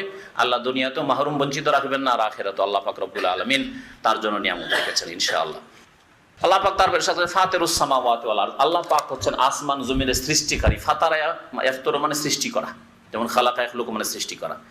আসমান এবং জমিন সমূহের সৃষ্টিকারী আল্লাহ পাক। জাআলা লাকুম মিন আনফুসিকুম আজওয়াজা, আল্লাহ পাক তোমাদের মধ্য থেকে তোমাদের জোড়া সৃষ্টি করেছেন, তোমাদের স্ত্রী সৃষ্টি করেছেন। পুরুষ তোমাদের জোড়া স্ত্রী সৃষ্টি করেছেন তোমাদের মধ্য থেকে। আবার নারীদেরকে আল্লাহ বলছেন আয়াতে, নারীদেরও সম্বোধন রয়েছে যে তোমাদের মধ্য থেকে তোমাদের জোড়া মানে তোমাদের স্বামী সৃষ্টি করেছেন। মিন আনফুসিকুম, আল্লাহ তোমাদের মধ্য থেকে। আল্লাহ পাকের কত রহমত। আল্লাহ যদি মানুষের মধ্য থেকে, আমাদের মধ্যে মানুষ স্ত্রী না হইতো, যদি জিনদের মধ্যে থেকে, জিনদের মধ্যে থেকে যদি আপনি জানতে পারতেন না আমার স্ত্রীটা জিন, পরী, শুনেছেন না পরীর কথা আমাদের দেশে, আমার স্ত্রীটা পরী, সবসময় ভয় লেগেই থাকতো, ভয় লেগে থাকতো কখন যে গলা টিপা মারবে, আর কখন যে মেরে দিয়ে নিশ্চিহ্ন উড়ে বিড়াল হয়ে সাপ হয়ে উড়ে চলে যাবে আল্লাহ জানে, কখন যে মানুষের রূপ ধরে থাকতে থাকে, কখন যে সাপ হয়ে যার দংশন করে পালাই তো আল্লাহ জানে, তাই না? ভয়ের শেষ থাকবে না, মনের কখনো শান্তি হইতো না। আল্লাহ যদি ফেরেশতাও করে দিতেন তবু শান্তি হইতো না। মানুষের জোড়া আল্লাহ মানুষ করেছেন, এতে মানুষের সার্বিক শান্তি রয়েছে, দৈহিক শান্তি রয়েছে, মনের শান্তি রয়েছে, পারিবারিক শান্তি রয়েছে, সব রকমের শান্তি রয়েছে এই জোড়ার মাধ্যমে। আল্লাহ পাক রব্বুল আলামিন তাই বলছেন মিন আনফুস, তোমাদের মধ্যে থেকে আল্লাহ সৃষ্টি, অমিনাল আনামে আজওয়াজা, এমনকি চতুষ্পদ জন্তুর মধ্যে আল্লাহ জোড়া জোড়া সৃষ্টি করেছেন। নর এবং মাদি আল্লাহ সৃষ্টি করেছেন, স্ত্রীলিঙ্গ পুরুষলিঙ্গ করেছেন, যাতে করে এই প্রজন্মগুলি ছড়িয়ে পড়ে পৃথিবীতে আর মানুষের উপকারে আসে। বকরি বকরা যদি না হইতো, তাহলে আল্লাহ যদি একবারে 1 কোটি বকরি বকরা একবার সৃষ্টি করে দিতেন, আর জন্ম না হইতো, তো খেয়ে দিয়ে কখন শেষ হয়ে যেত, আর পাওয়া যেত না তারপরে। কিন্তু জন্মিতে আছে, খেতে আছেন, জন্মিতে আছেন, কোরবানি দিতে আছেন, আকিকা দিতে আছেন, মাশাআল্লাহ খেতে আছেন। দেন ইয়াজরাউকুম ফি, আল্লাহ পাক তোমাদেরকে এইভাবে বিস্তৃত করেছেন। যারা ইয়াজরা মানে ইয়ানসুর, নাসারে ইয়ানসুর, বিস্তৃত করা, আর যারা ইয়াজরা মানে সৃষ্টি করা হয়। ওয়ালাকাদ যারানা লি জাহান্নামা, আল্লাহ বলেছেন কাসীরা মিনাল জিন্নি ওয়াল ইনস, বহু জিন মানুষকে আমি জাহান্নামের জন্য সৃষ্টি করেছি, বিস্তৃত করেছি, মানে সৃষ্টি করে বিস্তৃত করেছি, ছড়িয়ে দিয়েছি। এখানে ইয়াজরাউকুম ফি, আল্লাহ পাক রব্বুল আলামিন মানুষকে, চিন্তা করুন, 1 মানুষ থেকে 2 করলেন, 2 থেকে অসংখ্য মানুষকে সারা দুনিয়াতে ছড়িয়ে দিয়েছেন। আদম আলাইহিস সালাম আর হাওয়া আলাইহিস সালাম একই রকম ছিলেন, কত রূপ চেহারা আল্লাহ, মানুষ চ্যাপ্টা না, বেটে, কালো, সাদা, ফ্যাকসা, কত রকমের আল্লাহ যে সৃষ্টি করে দিলেন, কত রকমের চেহারা, কত রকমের স্বভাব। হ্যাঁ, লাইসা কামিসলিহি শাইউন ওয়া হুয়াস সামিউল বাসীর, এই অংশটুকুতে আকীদা রয়েছে আল্লাহ পাকের নাম এবং গুণাবলীর, আসমা সিফাত যেটাকে বলে তাওহীদুল আসমা ওয়াস সিফাত। তাওহীদ আল্লাহ পাকের একত্ব তিন প্রকার। তাওহীদের রুবুবিয়ত, আল্লাহর প্রভুত্বের ক্ষেত্রে, আল্লাহর কাজকর্মের ক্ষেত্রে আল্লাহর একত্ব। তাওহীদে উলুহিয়াত মানে বান্দার কাজকর্মের ক্ষেত্রে আল্লাহর একত্ব প্রতিষ্ঠা করা, মানে বান্দার কাজকর্ম ইবাদত বন্দেগী একমাত্র আল্লাহর জন্য সুনির্দিষ্ট হইতে হবে। আর তাওহীদুল আসমা ওয়াস সিফাত মানে আল্লাহ পাক রব্বুল আলামিনের নাম গুণাবলী যেগুলি কোরআন সুন্নাহয় বর্ণিত হয়েছে সেইভাবে বর্ণনা করতে হবে। আল্লাহর গুণ নিজের পক্ষ থেকে বললে হবে না, আল্লাহর নাম নিজের থেকে বললে হবে না। আল্লাহর নাম আপনি ভগবান বলবেন, আল্লাহর নাম আপনি ঈশ্বর বলবেন, আল্লাহর নাম আপনি খোদা বলবেন, আল্লাহর নাম বলবেন গড, আল্লাহর নাম বলবেন ও আর কিছু ঈশ্বর পরমেশ্বর, না ওইসব না। আল্লাহর নাম আল্লাহ রহমান রহিম, এই নাম। ওই রকমই গুণ, আল্লাহ পাকের যে গুণগুলি বলা হয় সেই গুণগুলি বলবেন। আল্লাহ পাকের গুণের চেহারা বলা হয়, সুতরাং চেহারা বলবেন। ওয়াজহ বলবো, ওয়াজহু রাব্বিকা, আল্লাহর চেহারা আছে বলবেন। আল্লাহ পাকের হাতের কথা বলতে, তাবারাকাল্লাযী বিয়াদিহিল মুলকু খালাকতু বিয়াদাইহি, আমার নিজ হাতে আমি আদমকে সৃষ্টি করেছি। আর আপনি বলবেন আল্লাহর হাত নেই, আল্লাহর পা নেই, আল্লাহর চেহারা নেই, অথচ আল্লাহ কোরআনে বলছেন। তাহলে আল্লাহর তাওহীদুল আসমা ওয়াস সিফাত, আল্লাহর নাম এবং গুণাবলীর একত্বে আপনি বিকৃতি ঘটালেন বা অবিশ্বাস করলেন, অস্বীকার করলেন। আপনি হয় অস্বীকার করলেন, না হয় বিকৃতি ঘটালেন। যেমন যারা বলছে হাত মানে কুদরতি হাত, চেহারা মানে সত্তা, তারা বিকৃতি ঘটালো। আর এমন বিকৃতি যেটা অস্বীকার, মানে আসলে আল্লাহর চেহারা নেই, আসলে আল্লাহর হাত নাই, কিন্তু এটা কুদরতি মানে আল্লাহ করেন, এর নাম হচ্ছে হাত। তো অস্বীকার করা আসলে, এই জন্য যারা বিকৃতি ঘটিয়েছে তারা অস্বীকার করেছে, কুফরি কাজ এটা। আর আমাদের সমাজে এটাই হচ্ছে, এমনকি যারা মাদ্রাসা পড়া সমাজ তাদের ওই আকীদা। ইমাম আবু হানিফা রাহমাতুল্লাহ এটা আকীদা ছিল না। ইমাম আবু হানিফা রাহমাতুল্লাহ কিতাব আমার কাছে ফিকহে আকবর মজুদ আছে আমার লাইব্রেরিতে, আর মাঝে মধ্যে এনে আমি ওই কিতাব থেকে পড়ে শোনাই। তিনি একটা চ্যাপ্টারে বলছেন, ফিকহে আকবর ছোট্ট একটি কিতাব, ইমাম আবু হানিফা রাহমাতুল্লাহ নিজের কিতাব বলা হয়েছে এই কিতাবটি। তিনি বলছেন লিল্লাহি ইয়াদুন ওয়া ওয়াজহুন, আল্লাহর হাতও আছে, আল্লাহর চেহারাও আছে। আল্লাহর হাতও আছে, আল্লাহর চেহারাও আছে, মুখমণ্ডল আছে, ফেস। আর ওয়ালা নাকুলু আল ইয়াদ বিমানাল কুদরা, আর আমি বলবো না যে হাত মানে কুদরতি হাত। তাহলে যারা আজকাল হাত মানে কুদরতি হাত বলছে তাদের সাথে ইমাম আবু হানিফা রাহমাতুল্লাহ আলাইহির কোনো সম্পর্ক নেই। তারা আসল হানাফি না, এরা জাল নকল হানাফি। আসল হানাফি ওরা যারা কোরআন এবং হাদিস মেনে চলে। কারণ ইমাম আবু হানিফা রাহমাতুল্লাহ আলাইহি কোরআন এবং হাদিস আকীদার ক্ষেত্রে মেনেছেন, ইবাদতের ক্ষেত্রেও মেনেছেন, মাসলা মাসাইলের ক্ষেত্রেও মেনেছেন, আর আখলাক চরিত্রের ক্ষেত্রেও মেনেছেন, হালাল হারামের ক্ষেত্রেও মেনেছেন। আর বলে ইজা সাহাল হাদিস ফাহুয়া মাযহাবি, যখন সহিহ হাদিস হবে সেটাই আমার মযহাব। আমি পাই আর না পাই, সহিহ হাদিসটা আমার তরিকা। কিন্তু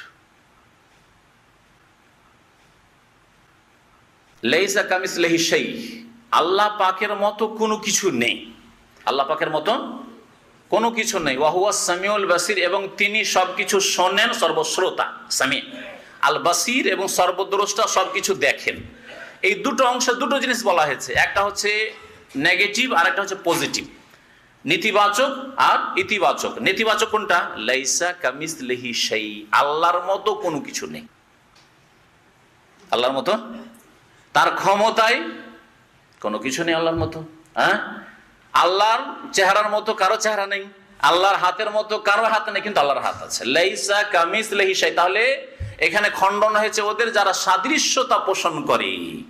কারণ এক যুগে দুটো ফিরকা, বাতিল ফিরকা জন্মেছে। একটা ফিরকা হচ্ছে মুশাব্বিহা। মুশাব্বিহা মানে আল্লাহকে তুলনা করেছে তার সৃষ্টির সাথে। আল্লাহর হাত কেমন? আমাদের মতোই। আল্লাহর চেহারা কেমন? মানুষের মতোই। হ্যাঁ, আল্লাহ কথা বলেন কেমন? আমাদের মতোই। আল্লাহ কথা বলেন না? বলেন না? আল্লাহ কথা বলেছেন মুসা আলাইহিস সালামের সাথে, কথা বলেন নাই? কালিমুল্লাহ। হ্যাঁ, ওয়াকাল্লামাল্লাহ মুসা তাকলিমা, আল্লাহ কথা বলেন, কিন্তু আপনার মতো না, আমরা তুলনা করি না। আহলে সুন্নাত ওয়াল জামাত একদল বাতিল ফিরকা যেটা মুশাব্বিহা, আল্লাহর কথা বলা আমাদের মতো। আল্লাহ হাসেন দুইজনকে দেখে, দুইজনে জান্নাতে যাচ্ছে, অথচ একজন আরেকজনকে খুন করেছে। আছেন হাদিসে আল্লাহ হাসেন, কিন্তু মানুষের মতো। আল্লাহ হাসা আল্লাহর মতো? জি। যেখানে সৃষ্টিতে পার্থক্য, আপনিও খুশি হন আর বানরও খুশি হয়, দুইজনের খুশি হয় একই রকম নাকি? হ্যাঁ, আপনিও হাঁটেন আর বানরও হাঁটে, একই রকম নাকি? না, কখনো না। তাহলে সৃষ্টিতে যখন এত পার্থক্য, তাহলে সৃষ্টি আর স্রষ্টাতে কত পার্থক্য, খালেক আর মাখলুকে কত পার্থক্য আছে। লাইসা কামিসলিহি শাই, আল্লাহর মতো, আল্লাহর নামে, আল্লাহর গুণাবলীতে কোনো কেউ নেই, কোনো কিছু নেই। তাহলে মুশাব্বাহ যারা সাদৃশ্যতা পোষণ করেছে গুমরাহ হয়েছে, যে আল্লাহ মানুষের মতো, গুমরাহ এরা। আর আরেক দল হচ্ছে মুআত্তিলা, যারা অস্বীকার করেছে আল্লাহর হাত নেই, আল্লাহর চেহারা নেই, অথচ কোরআনে আছে, তাই না? নবী সাল্লাল্লাহু আলাইহি ওয়াসাল্লাম হাদিসে আছে যে জাহান্নামে আল্লাহ পাক কদম রেখে দিবেন। কদম মানে আরবিতে পা হয়, বলছেন না আল্লাহর পা নেই। এইভাবে আল্লাহ পাক রব্বুল আলামিন হাসেন না, রাগেন না, আল্লাহ পাক গুনাহগারদের উপর রাগান্বিত হন, এগুলো সব অস্বীকার করে তারা। তাহলে অস্বীকারী এই দুটো দল হচ্ছে গুমরাহ। আর আরেকটি দল গুমরাহ যারা এই মুআত্তিলার কাছাকাছি, ওরা হচ্ছে যারা তাহরিফ, বিকৃতি ঘটিয়েছে, ওরাও অস্বীকারী। যেমন বললাম যে যারা বলবে আল্লাহর হাত মানে কুদরতি হাত, তারা সরাসরি আল্লাহর হাত নেই না বলে বলে আল্লাহর হাত আসলে নাই, কুদরতি হাত, ওঠে, ওরাও অস্বীকারী। তা দুই দল হচ্ছে গুমরাহ। এইরকম আল্লাহ পাক রব্বুল আলামিন কোথায় আছেন? আমার দেশের বিদাতি সমাজ বলবে এটা জিজ্ঞাসা করেই কুফরি। আরে কি জিজ্ঞাসা করো, কুফরি কথা বলছো তুমি, আল্লাহ কোথায়? এইরকম কুফরি কথা তুমি জিজ্ঞেস করো? অনেক লোক দেশ থেকে ফিরে এসে আমাকে এই কথা শুনিয়েছে যে জিজ্ঞেস করেছে আল্লাহ কোথায়, বলছে আরে তুমি তো কুফরি কথা বলে, এখন তোবা করো, কলেমা পড়ো, তখন কুফরি কথা বললে তুমি।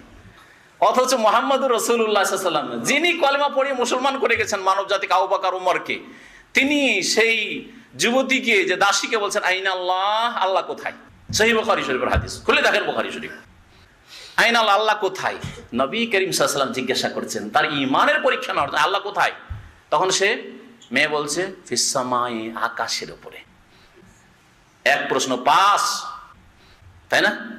সেই মেয়ে যদি বলতো ফিকুল্লে মাকান, সর্বত্র বিরাজমান, তাহলে ফেল। কারণ নবী যেই জবাবে পাশ করেছেন সেটা ছিল ফিস সামা, আকাশের উপরে আছেন আল্লাহ পাক রব্বুল আলামিন, সৃষ্টির ঊর্ধ্বে আল্লাহ পাক রব্বুল আলামিন রয়েছে।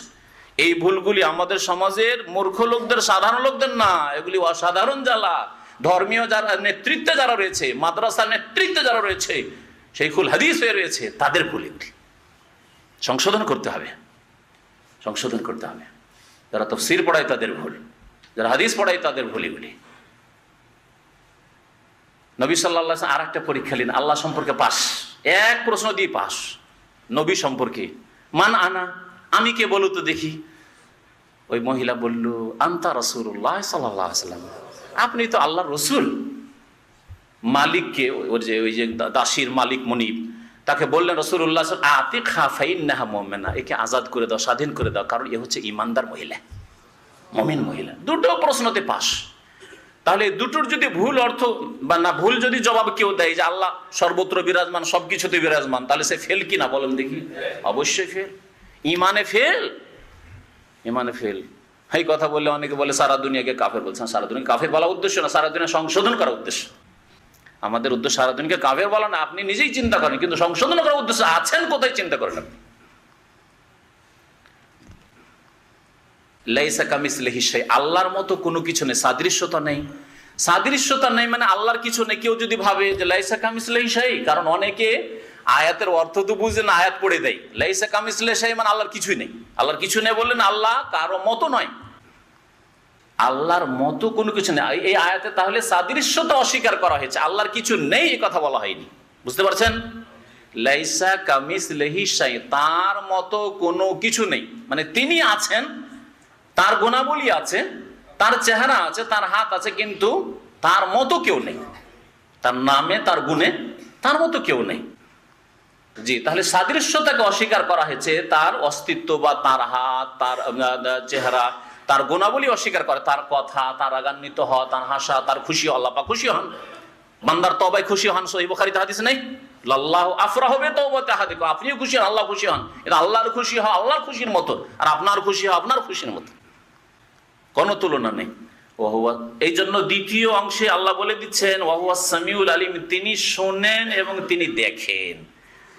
আল্লাহর মতো কোনো কিছু নেই, মানে আল্লাহর কিছু নেই এই কথা, আল্লাহ শোনেও না বধির, আল্লাহ দেখেন না অন্ধ, এই কথা বলবে না। আল্লাহ দেখেন, আল্লাহ শোনেন, আল্লাহর গুণ আছে, শোনার গুণ আছে, আল্লাহর দেখার গুণ আছে, কিন্তু তোমাদের দেখার মতো নাই, তোমাদের শোনার মতো নাই।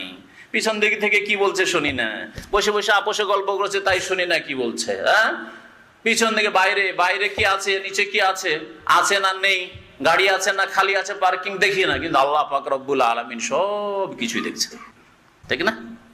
জি, আল্লাহ পাক ইরশাদ করেছেন, শারা'a লাকুম মিনাদ দীন মা ওয়াসসা বিহি নূহান ওয়াল্লাযী আওহায়না ইলাইকা ওয়া মা ওয়াসাইনা বিহি ইব্রাহিম ওয়া মূসা ওয়া ঈসা আন আকিমুদ দীন ওয়া লা তাতাফাররাকু ফীহি কাবুরা আলাল মুশরিকিনা মা তাদউহুম ইলাইহি আল্লাহু ইয়াজতাবি ইলাইহি মান ইয়াশা ওয়া ইয়াহদি ইলাইহি মান ইউনীব লাহু মাকালিদুস সামাওয়াতি ওয়াল আরদ। আল্লাহ পাক ইরশাদ করেছেন, আসমান জমিনের চাবিকাঠি কার কাছে রয়েছে? আল্লাহ পাকের নিকটে রয়েছে। সমস্ত কিছুর চাবি, হায়াত মওতের চাবি আল্লাহর হাতে। কার ঘরে দিবেন, কার ঘর থেকে নেবেন, কাকে রিজিক দিবেন, কার রিজিক প্রশস্ত করবেন, কার সংকুচিত করবেন, সব কিছুর মালিক আল্লাহ পাক রব্বুল আলামিন। শুধু আল্লাহর কাছে চাইতে ইয়াবসুতু রিজকা লিমান ইয়াশা, তারই ব্যাখ্যা, যার জন্য আল্লাহ চান রিজিককে প্রশস্ত করেন, ওয়া ইয়াকদির, এবং সংকুচিত করেন, সংকীর্ণ করেন। আল্লাহ যার জন্য চান সংকীর্ণ করেন। বা একজনের জীবনে কখনো কখনো আল্লাহ পাক প্রশস্ত করে দেন, অনেক পয়সা অভাব নেই, আবার হঠাৎ করে এমন হইলো দুর্দিন চলে আসলো, একজনের জীবনেও আসতে পারে। হ্যাঁ, কখনো সুখ কখনো দুঃখ, আল্লাহ পাক একমাত্র করে থাকে। ইন্নাহু বিকুল্লি শাইইন আলিম, নিশ্চয় আল্লাহ পাক সবকিছু সম্পর্কে সম্যক জ্ঞানী। শারা'a লাকুম মিনাদ দীন, শারা'a ইয়াশরাউ মানে বিধি বিধান, বিধি ব্যবস্থা দান করা, বিধি বিধান দান করা বা বিধি ব্যবস্থা দান করা, শারা'a ইয়াশরা শরীয়ত দান করা সহজ ভাষায়। শারা'a লাকুম তোমাদের জন্য দ্বীনের বিধি বিধান দান করেছেন আল্লাহ পাক, বিধি ব্যবস্থা প্রদান করেছেন। এমন মা ওয়াসসা বিহি নূহান, যেই দিনের আদেশ প্রদান করেছিলেন, ওসিয়ত করেছিলেন নূহ আলাইহিস সালামকে, মানে তোমাদেরকে এমন দিন দিয়েছেন যেই দিন কাকে দিয়েছিলেন? নূহ আলাইহিস সালামকে দিয়েছিলেন। ওয়াল্লাযী আওহায়না ইলাইকা, আর সেই দিনেরই ওহী করেছি হে নবী তোমার কাছে। যেই দিনের ওহী নূহ আলাইহিস সালামের কাছে এসেছিল, সেই দিনের ওহী কার কাছে হয়েছে? মুহাম্মদ সাল্লাল্লাহু আলাইহি ওয়াসাল্লামের কাছে। ওয়া মা ওয়াসাইনা বিহি, আর যেই দিনের আমি ওসিয়ত করেছিলাম, আদেশ প্রদান করেছি, ওয়াসা ইউসি মানে হচ্ছে আদেশ করা। ওয়াসাইনাল ইনসানা বিওয়ালিদাইহি, আল্লাহ বলছেন আমি মানুষকে আদেশ প্রদান করেছি যে মাতা পিতার সাথে সৎ ব্যবহার করবে। ইব্রাহিম আলাইহিস সালামকে আদেশ প্রদান করেছিলাম সেই দিনের, মুসা আলাইহিস সালামকে, ঈসাকে আন আকিমুদ্দিন, সেটা কি ছিল? দিন প্রতিষ্ঠা করো, কায়েম করো। ওয়ালা তাতাফাররাকু ফীহি, এবং তাতে তোমরা বিচ্ছিন্নতা সৃষ্টি করিও না, তাতে তোমরা মতবিরোধ করিও না, ভেদাভেদ সৃষ্টি করিও না। দিন কায়েম করো এবং তাতে বিচ্ছিন্নতা সৃষ্টি করিও না। এই যে আন আকিমুদ্দিন, একামতে দিন, একে বলা হয় কি আমাদের দেশের ভাষায়? একামতে দিন। একামতে দিন, কোরআনে কারীমে একামতে দিনের শব্দ এই আয়াতে মওজুদ আছে, ঠিক আছে না? ওয়া ফাকিম ওয়াজহাকা লিদ্দীনিল কাইয়্যিম, তোমার চেহারাকে কায়েম করো লিদ্দীনিল কাইয়্যিম, সুপ্রতিষ্ঠিত দিনের উদ্দেশ্যে। আল্লাহ পাক রব্বুল আলামিন একামতে দিনের কথা কোরআনে কারীমে উল্লেখ করেছেন, কিন্তু এর অপব্যাখ্যা করা হয়েছে আমাদের এক শ্রেণীর পক্ষ থেকে। একামতে দিন মানে আমাদের দেশের প্রচলিত অর্থ বুঝেন কেউ? কে বুঝে? দিন কায়েম করা, এটা প্রচলিত অর্থ রাষ্ট্র ক্ষমতা দখল করা। আর এটা হচ্ছে আমাদের দেশের প্রচলিত ব্যাখ্যা, কোরআনের অপব্যাখ্যা,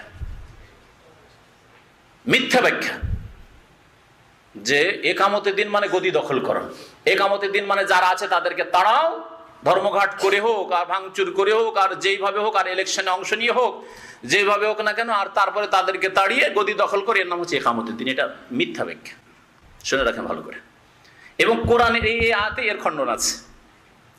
আমি বলেছি এর আগে, গত সপ্তাহে বলেছি না, যে আয়াত দিয়ে যারা অপব্যাখ্যা করেছে তাদের খণ্ডন, বেদাতীদের খণ্ডন ওই আয়াতে মওজুদ আছে। এর দুটো প্রমাণ গত সপ্তাহে দিয়েছি, আজকে এটা তো দিব। একামতে দিনের প্রথম এই অপব্যাখ্যা শুরু হয় মওদুদি সাহেব থেকে।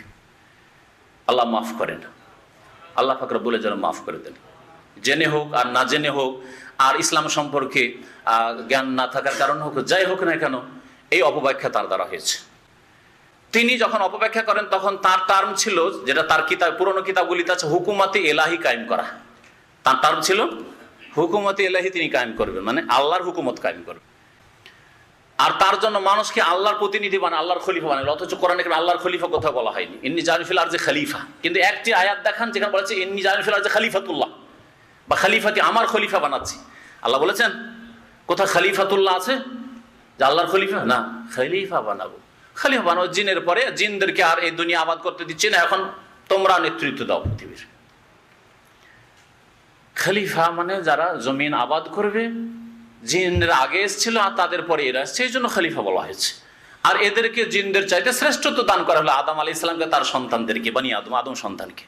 কিন্তু খলিফা মানে আল্লাহর খলিফা হয়ে গেল, এই আর এক অপব্যাখ্যা মওদুদী সাহেব এবং তাদের অনুসারী, না তার অনুসারীদের।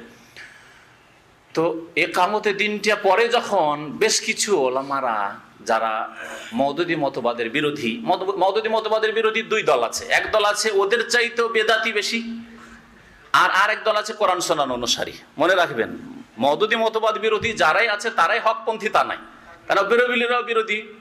তারপরে যে দেবন্দী বেরলভি আকীদায় আছে তাদের মধ্যে ওর চাইতে বেশি ভেজাল আছে। হ্যাঁ, ওরা সবগুলি সামিল তাতে, তাবলীগী ভাইরা। তো এই সবগুলি তাদের বিরোধী, কিন্তু তারাও বিদাতি। মওদুদী মতবাদ যেমন এক ভ্রান্ত মতবাদ, তেমন এগুলিও ভ্রান্ত মতবাদ। যারা নিজেদেরকে সুন্নি বলে, বাংলাদেশে ইন্ডিয়াতে সুন্নি মানে যারা মাজার কবরের ব্যবসা করে, আর যারা মাজার কবর ব্যবসা না করলে কীর্তনদের ব্যবসা আছে। আর ওদের কাছে পার্থক্য, মাজার কবর আটরসি মাইজ ভান্ডারি আর দেওয়ানবাগি, ওরা হলো ভণ্ডপীর, আর আমরা হইলাম হক্কানি সরসিনা আর চরমনাই আর এই গঙ্গোহী তরিকা, এগুলো তরিকা হলো হক্কানি তরিকা। এরাও ভ্রান্ত পথে আছে। তাহলে মওদুদী মতবাদের বিরোধী দুটো দল আছে উপমহাদেশে। একটা দল কোরআন সুন্নাহর অনুসারী, আরেক দল হচ্ছে বিদাতি। ওদের চাইতে বরং অনেক ক্ষেত্রে বিদাতি বেশি। তো মওদুদী মতবাদের এই হুকুমতে এলাহিয়া সম্পর্কে তারা যখন অবজেকশন তুললো যে কোরআনে হাদিসে কোথাও তো আল্লাহর হুকুমতের কথা নেই, মওদুদী কোন মতবাদ নিয়ে আসলো আল্লাহর হুকুমত কায়েম করে, আল্লাহর হুকুমত কায়েম করবো, তখন তারা চালাকির সাথে জামাতে ইসলামের লোকেরা ভারত উপমহাদেশে টার্মটাকে বদলে দিল। হুকুমতে এলাহি আর আজকাল কিতাবে লিখে না, একামতে দিন লিখে, একামতের দিন লিখে দেবো। আর একামতের দিন মানে ওই অর্থ ওটাই, মানে রাষ্ট্র দখল করা, হুকুমতে এলাহি। আর দলিলে পেশ করবো যে আনা আকিমুদ্দিন ওয়ালা তাতাফাররাকু ফিহি, আল্লাহ কোরআনে বলছে একামতের দিন করো, আর একামতের দিন মানে গদি দখল করা। অবব্যাখ্যা করা হলো এই আয়াতের। বুঝতে পারলেন চালাকিটা তাদের?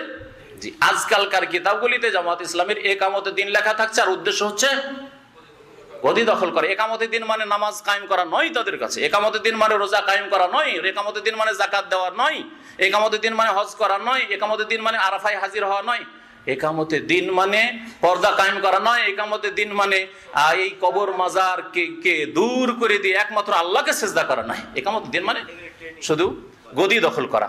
বরং রাসাইলে মাসাইলে পৃষ্ঠার নম্বর এখন আমার কাছে হাজির নেই, কিন্তু আমি কয়েকটি কিতাবে পড়েছি।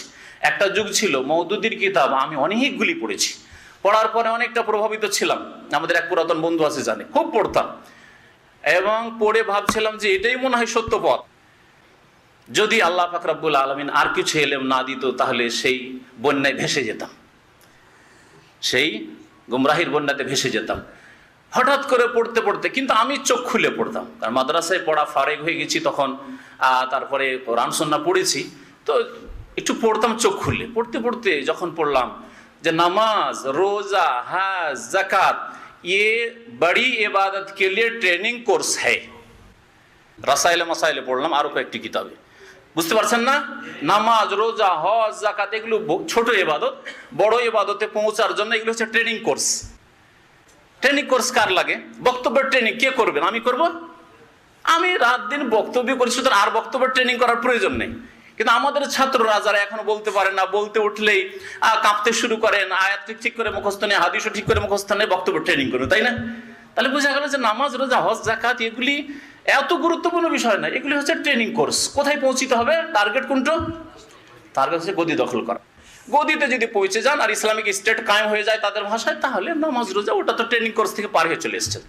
যার ফলে আমি নিজেও দেখেছি, আর গত সপ্তাহে আমার কাছে কয়েকটা টেলিফোন এসছে যে অনেক তাদের বড় বড় রুকুন ফজরের নামাজে হাজির হয় না। জি জি, বাস্তব। কারণ নামাজ রোজা কি, ও তো গদি দখলের স্বপ্ন, অত দূরে পৌঁছা আছে, তাহলে আর নামাজ রোজা তো ট্রেনিং কোর্স পার হয়ে গেছে অনেকটা। খবরদার না, এরকম মোটেই না। সুবহানাল্লাহ, সবচেয়ে বড় ইবাদত আল্লাহর তৌহিদ একত্ব প্রতিষ্ঠা করা, শিরক মুক্ত সমাজ গঠন করা, শিরক মুক্ত দেশ গঠন করা, আর তারপরেই হচ্ছে সবচেয়ে বড় একামতের দিন 5 ওয়াক্ত নামাজ কায়েম করা। যার জন্য 5 ওয়াক্তে আজান হয়, একামত হয়, মসজিদ কায়েম হয়। জি,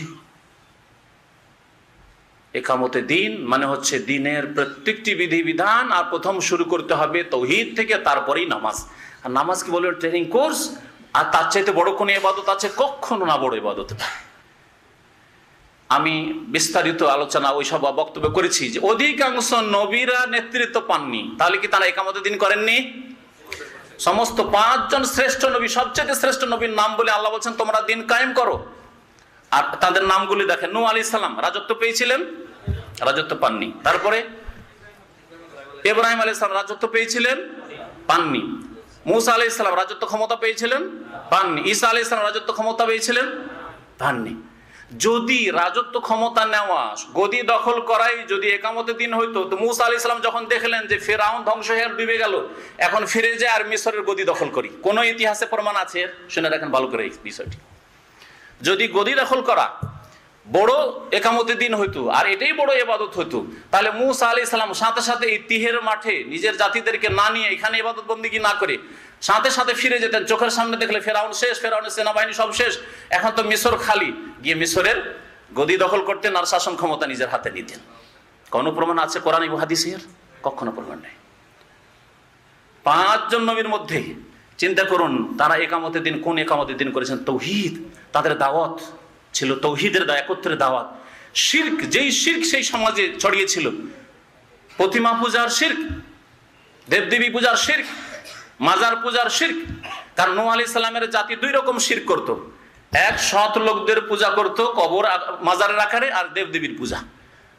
এই দুটোই পূজা নূহ আলাইহিস সালামের যুগে প্রথম শুরু হয়েছে। ইবনে আব্বাস রাদিয়াল্লাহু তাআলা, আমার সহিহ বুখারীতে রওয়ায়াত রয়েছে যে প্রথম শিরক শুরু হয় এইভাবে, 2 রূপে শিরক শুরু হয়। আজকেও 2 রূপে শিরক মওজুদ আছে, কবরের আকারে, মাজারের আকারে শিরক, আর এই দেবদেবীর আকারে শিরক।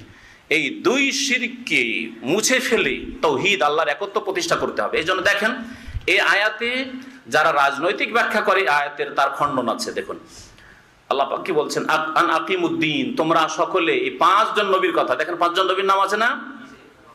নূহ, ইব্রাহিম, মূসা, ঈসা, মুহাম্মদ সাল্লাল্লাহু আলাইহি ওয়াসাল্লাম। এই 5 জন নবীকে বলা হয়েছে উলুল আজমে মিনার রাসূল, দৃঢ় প্রতিজ্ঞ রাসূলগণ। দৃঢ় প্রতি ফাসবির কামা সাবারা উলুল আজমে মিনার রাসূল। আল্লাহ বলছেন হে নবী তুমি ধৈর্য ধারণ করো যেমন দৃঢ় প্রতিজ্ঞ নবীগণ ধৈর্য ধারণ করেছেন। 950 বছর ধরে ধৈর্য ধরেছেন নূহ আলাইহিস সালাম, আর তোমার 13 বছর হয়েছে, আর এইদিকে কয়েক বছর হয়েছে। ধৈর্য ধরো তুমি ওই রকমই। ওয়ালা তাস্তাজিল্লাম, তাড়াহুড়া তুমি করিও না। আল্লাহ কি বলছেন, আন আকিমুদ্দিন, এই 5 জনকে বলছেন তোমরা দিন কায়েম করো। ওয়ালা তাতাফাররাকু ফীহি, তাতে তোমরা বিচ্ছিন্নতা সৃষ্টি করিও না। কাবুরা আলাল মুশরিকিনা মা তাদউহুম ইলাইহি, এই আয়াতে খণ্ডন আছে রাজনৈতিক ব্যাখ্যা। কাবুরা আলাল মুশরিকিন, মুশরিকদের জন্য বড়ই কষ্টকর, বড়ই কঠিন এটা। মা তাদউহুম ইলাইহি, যেই দিকে তুমি হে নবী আহ্বান করছো। তাহলে নবী মুহাম্মদ সাল্লাল্লাহু আলাইহি ওয়াসাল্লামকে বলা হচ্ছে, ভালো করে শুনেন সূক্ষ্ম বিষয়টি, যে হে নবী তুমি যে দাওয়াত দিচ্ছ, তুমি যে বিষয়ের দিকে আহ্বান করছো, সেই বিষয়টি মুশরিকদের জন্য বড় কঠিন। কোন বিষয়টি? মক্কার মুশরিকদের জন্য বড় কঠিন ছিল গদি দেওয়াটা, না এই দেবদেবীর পূজা, লাত উজ্জা মানাতের 360 মূর্তির পূজা ছাড়াটা। 360 মূর্তির পূজা ছাড়তে কখনো তারা রাজি হয়নি। পক্ষান্তরে গদি দেওয়ার জন্য প্রস্তুত তারা ছিল। বলেনি ইয়া মুহাম্মদ ইন কুনতা তুরিদু মুলকান মাল্লাকনাকা, সিরাতুন নবী পড়েন। হে মুহাম্মদ তুমি যদি রাজত্বই চাও, তোমার উদ্দেশ্যটা কি? তুমি এসব কথা কেন নিয়ে আসলে গো? আরে এইসব কথা কেন বলছো যে আমরা এই দেবদেবী লাত হবাল উজ্জা মানাত এসব ছেড়ে দেবো? এইসব কথা কেন বলছো? তুমি চাও কি আসলে? তোমার মনের কথা খুলে বলো। ইনকুনতা তুরিদু মুলকান, যদি রাজত্ব চাও, মাল্লাকনাকা, তোমাকে এখনই মালিক, কিং বানিয়ে দিচ্ছি। মাল্লাকনাকা মানে তোমাকে কিং বানিয়ে দিচ্ছি, রাজা বানিয়ে দিচ্ছি। ওয়াইন কুনতা তুরিদু যাওজাতান, আর তুমি যদি সুশ্রী স্ত্রী চাও, রমণী চাও, যাওয়াজনাকা, দেখছি আমরা যে কোন পরিবারে সবচেয়ে সুন্দরী রমণী আছে, তোমার বিবাহ দিয়ে দিচ্ছি। কি চাও তুমি? ওয়াইন কুনতা তুরিদু মালান, আর যদি তুমি ধনাঢ্য হতে চাও, পয়সা চাও, জামান আলাকা, তোমার জন্য কালেকশন শুরু করছি আমরা। কত পয়সা নিবে তুমি? সোনা দানা সব তোমার জন্য জমা করে দিচ্ছি আমরা। সবকিছু পেশ করেছি। তাহলে গদি নবী করিম সাল্লাল্লাহু আলাইহি সাল্লামের, এটাই যদি ইসলাম হইতো, সাথে সাথে নবী সাল্লাল্লাহু আলাইহি ওয়াসাল্লাম বলতেন যে ঠিক আছে ওটা দিয়ে দাও, কাজ হয়ে গেল। ওটাই তো আমার উদ্দেশ্য। নিয়েছিলেন? কি বলেছিলেন? ওয়াল্লাহি, আল্লাহর কসম করে বলছি, এক হাতে যদি সূর্য দিয়ে দাও আর এক হাতে চন্দ্র দিয়ে দাও, তবু আমার যে দাওয়াত আছে তৌহিদের দাওয়াত, শিরকের মূল উৎপাদন করতে হবে, শিরকে নিশ্চিহ্ন করতে হবে আল্লাহর জমিন থেকে। আল্লাহ ছাড়া অন্যকে সেজদা করা চলবে না, আল্লাহ ছাড়া অন্যের কাছে আহ্বান করা, দোয়া করা চলবে না, আল্লাহ ছাড়া অন্যের কাছে মনের কামনা বাসনা পূরণ হবে এই শিরকি কুফরি আকীদা রাখা চলবে না। এটা নিশ্চিহ্ন করার জন্য এসেছি। সুতরাং আমার হাতে সূর্য চন্দ্র দিয়ে দিল, আমার এই দাওয়াত থেকে আমাকে পিছপা করাতে পারবে না। এই হচ্ছে ইসলাম। কাবুর আলাল মুশরিকিনা মা তাদউহুম ইলাইহি, মুশরিকদেরকে বড়ই কষ্ট লাগে তোমার ওই দাওয়াত, যেই দাওয়াত তুমি দিচ্ছ তাদেরকে। নবী করিম সাল্লাল্লাহু আলাইহি সাল্লামের এই তাওহীদের দাওয়াত তাদেরকে বড় কষ্ট লেগেছিল। যখন তাদেরকে বলেছেন নবী সাল্লাল্লাহু লা ইলাহা ইল্লা আল্লাহ ছাড়া কেউ মাবুদ নেই, তার মানে তারা আরবি ভাষা ভালো করে বুঝতো যে আমাদের হাতে এগুলোকে ভেঙে ফেলতে হবে, 360টা মূর্তিকে আমাদেরকে ভাঙতে হবে। আমরা রাত দিন পূজা করলাম, বাপদাদা পূজা করলো, কখনো এটা হবে না, ভাঙবো না, হতেই পারে না। এই জন্য তারা বলেছিল আজাল আল আলিহাতা ইলাহান ওয়াহিদা, এতগুলি দেবদেবীকে এক এলাহ করে দিলেন। ইন্না হাযা লা শাইউন উজাব, এ তো আশ্চর্য কথা, জীবনে কখনো শুনিনি, এটা কখনো আমরা করতে পারবো না। আল্লাহু ইয়াজতাবি ইলাইহি মান ইয়াশা, আল্লাহ পাক যাকে ইচ্ছা মনোনীত করেন, বাছাই করেন তার সন্তুষ্টির জন্য। ওয়াহদি ইলাইহি, এবং তার দিকে হিদায়াত করেন, রাস্তা দেখান। মান ইউনিব, যেই ব্যক্তি আল্লাহ অভিমুখী হয় তাকে। ওমা তাফাররাকু ইল্লা মিন বাদি মা জাআহুমুল ইলমু বাগিয়াম বাইনাহুম, আর মানব জাতি বিচ্ছিন্নতা সৃষ্টি করেছিল তাদের কাছে জ্ঞান আসার পরে। মানুষকে কখনো আল্লাহ জ্ঞান শূন্য রাখেননি, অর্থাৎ নবী পাঠাননি, আর মূর্খতায় রেখেছেন, কিছুই জানতে পারেনি, এইরকম করে মানুষকে রাখেননি। ইব্রাহিম আলাইহিস সালামের দিন ছিল তাদের মাঝে, যখন ইব্রাহিম আলাইহিস সালামের দিন একেবারে শেষ হতে যাচ্ছে আর শিরক ছেয়ে গেল, তখন মুহাম্মদ রাসূলুল্লাহ সাল্লাল্লাহু আলাইহি ওয়াসাল্লাম আল্লাহ পাক পাঠিয়ে দিলেন। আর মাঝখানে তারা বনি ইসরায়েলদের নবীর কথা তো শুনেছি, তারা আছে মুসা, ঈসা আলাইহিস সালাম, তারা সফর করতো, শাম দেশে সফর করতো, আর মুসা আলাইহিস সালাম, ঈসা আলাইহিস সালামের দাওয়াতের কথা তারা শুনতো। তাহলে নবী থেকে মানব জাতিকে আল্লাহ, নবীর জ্ঞান থেকে বা ওয়াহির জ্ঞান থেকে আল্লাহ পাক মানব জাতিকে শূন্য রাখেন। মানুষের কাছে জ্ঞান আসার পরে তারা বিচ্ছিন্নতা সৃষ্টি করেছে, একদল বলেছে মানবো, আর একদল বলেছে মানবো না। বাগিয়াম বাইনাহুম, এটা কেন করেছে? যারা বিচ্ছিন্নতা সৃষ্টি করেছে মানেনি, শত্রুতা বশত, হিংসা বিদ্বেষ করে, শত্রুতা করে। বলেছিল না মক্কার কাফেররা যে নবী যদি আল্লাহকে করতে হইতো, তো এই গরিব দুঃখীকে কেন আল্লাহ করলো, এই ইয়েতিমকে কেন করলো, অনাথকে কেন করলো? তাইফের কোনো ধনী হইতো, পয়সাওয়ালা হইতো, বা মক্কার কোনো ধনী মানুষ হইতো, পয়সাওয়ালা মানুষ হতো, একে কেন আল্লাহ নবী করলো? ওয়ালাউলা কালিমাতুন সাবাকাত মির রাব্বিকা, আল্লাহ বলছেন যদি তোমার রবের পক্ষ থেকে হে নবী, যদি একটি বাণী অগ্রিম না চলে আসতো, ইলা আজালি মুসাম্মা, নির্দিষ্ট সময়ের জন্য আযাব মুলতবি করার। আল্লাহ আগে থেকে ঘোষণা করেছেন যে সাথে সাথে আমি আযাব দেব না, বরং নির্ধারিত সময় পর্যন্ত তাদেরকে সময় দেব, ছাড় দেব, আমার আযাব শাস্তি মুলতবি থাকবে। এই ফয়সালা যদি সিদ্ধান্ত আগে থেকে না হয়ে থাকতো, লাকুজিয়া বাইনাহুম, তাহলে তাদের ফয়সালা করেই দেওয়া হইতো, মানে তাদেরকে ধ্বংস করে দেওয়া হইতো। ওয়াইন্নাল্লাযিনা উরিসুল কিতাবা মিন বাদিহিম, আর যাদেরকে তাদের পরে কিতাবের ওয়ারিস বানানো হয়েছে, কিতাব দেওয়া হয়েছে, এরা কারা? একদল বলছেন যে কোরআনে কারীম, কিতাব মানে কোরআনে কারীম, কোরআনে কারীম তাদের পরে দেওয়া হয়েছে, মানে ইহুদি নাসারাদের পরে দেওয়া হয়েছে। তাওরাত ইনজিল দেওয়া হয়েছে বনি ইসরায়েলদেরকে, তারপরে যাদেরকে কিতাব দেওয়া হয়েছে অর্থাৎ মক্কাবাসীদেরকে, আরবদেরকে। লাফি শাক্কিম মিনহু মুরিব, তারা সন্দেহের অস্বস্তিতে নিমজ্জিত রয়েছে। শাক মানেও সন্দেহ, আর রাইব মানে হচ্ছে সন্দেহ। এই জন্য বললাম সন্দেহের অস্বস্তিতে, মানুষ যখন সন্দেহ তখন অস্বস্তি বোধ করে, তাই না? যে বিশ্বাস করে তার কোনো অস্বস্তি নেই। যারা মুমিন মানুষ, এর মানসিক শান্তি এই জন্য হাসিল হয়, সত্য বিশ্বাস আছে আল্লাহর প্রতি, পরকালের প্রতি, আপন গতিতে চলতে আছে। কিন্তু যারা দ্বিধাদ্বন্দ্বে আছে, হুজুরের কথা এটা ঠিক না ঠিক নয়, এইরকমই আকীদা, বাতিল আকীদায় হয়তো ছিল, তারপরে সহি আকীদার কথা শোনার পরে দ্বিধাদ্বন্দ্বে, এটা ঠিক না ওইটা ঠিক, এটা ঠিক না ওইটা ঠিক, মানুষ পেরেশান থাকে। কিন্তু সহি আকীদা যে ধরে নিয়েছে ওর কোনো পেরেশানি নেই, অস্বস্তি বোধ করে যারা দ্বিধাদ্বন্দ্বে থাকে। এই জন্য আল্লাহ বলছেন যে যাদেরকে কিতাব দেওয়া হয়েছিল তাদের পরে তারা কিতাবের প্রতি ঈমান না নিয়ে আসার কারণে তারা সন্দেহের অস্বস্তিতে নিমজ্জিত রয়েছে।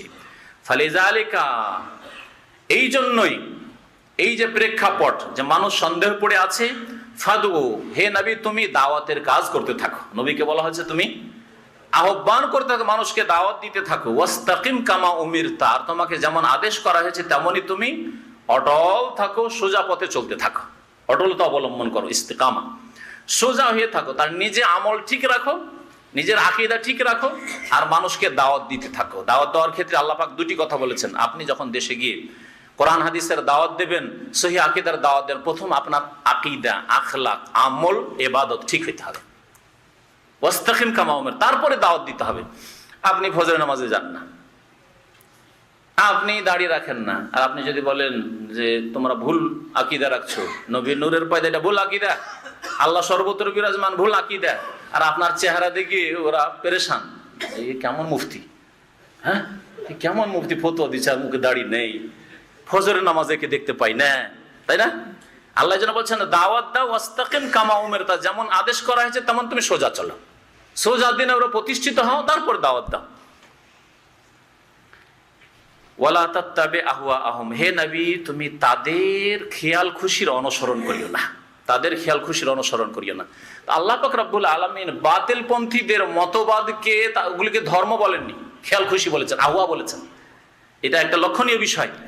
আল্লাহ পাকের দিন হচ্ছে ইসলাম, আর ইসলাম ছাড়া ইহুদিদের দিন ওটাও ধর্ম ছিল, খ্রিস্টানদের দিন সেটা ধর্ম ছিল, কিন্তু সেই ধর্মগুলি আল্লাহ যেহেতু রহিত করে দিয়েছেন, সেজন্য সেগুলিকে আল্লাহ এখানে বলেননি যে ওয়ালা তাত্তাবি আদিয়ানহুম, তাদের ধর্মগুলির অনুসরণ করিও না, সেগুলি মানুষের খেয়াল খুশি, কারণ আল্লাহ ক্যান্সেল করে দিলেন আর আপনি মানবেন এই এখতিয়ার আপনার নেই।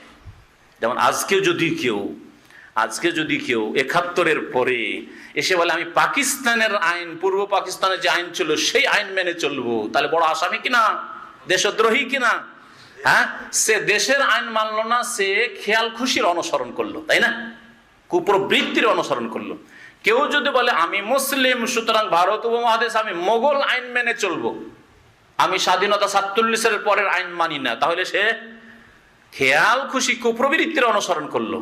মানুষ ক্যান্সেল করে দিলে আইন ক্যান্সেল হয়ে যায়, তো স্বয়ং আল্লাহ পাক রব্বুল আলামিন যদি তাওরাত ইনজিলের বিধান ক্যান্সেল করে রহিত মনসুখ করে দিয়ে থাকেন, তাহলে মানার অধিকার আছে কারো? অধিকার নেই।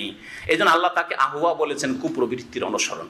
তাহলে ইহুদি মতবাদ, খ্রিস্টান মতবাদ আর মানুষের অন্য যে মতবাদগুলি রয়েছে দিন ইসলাম ছাড়া, সবগুলি হচ্ছে আহওয়া, মানুষের খেয়াল খুশি মতবাদ।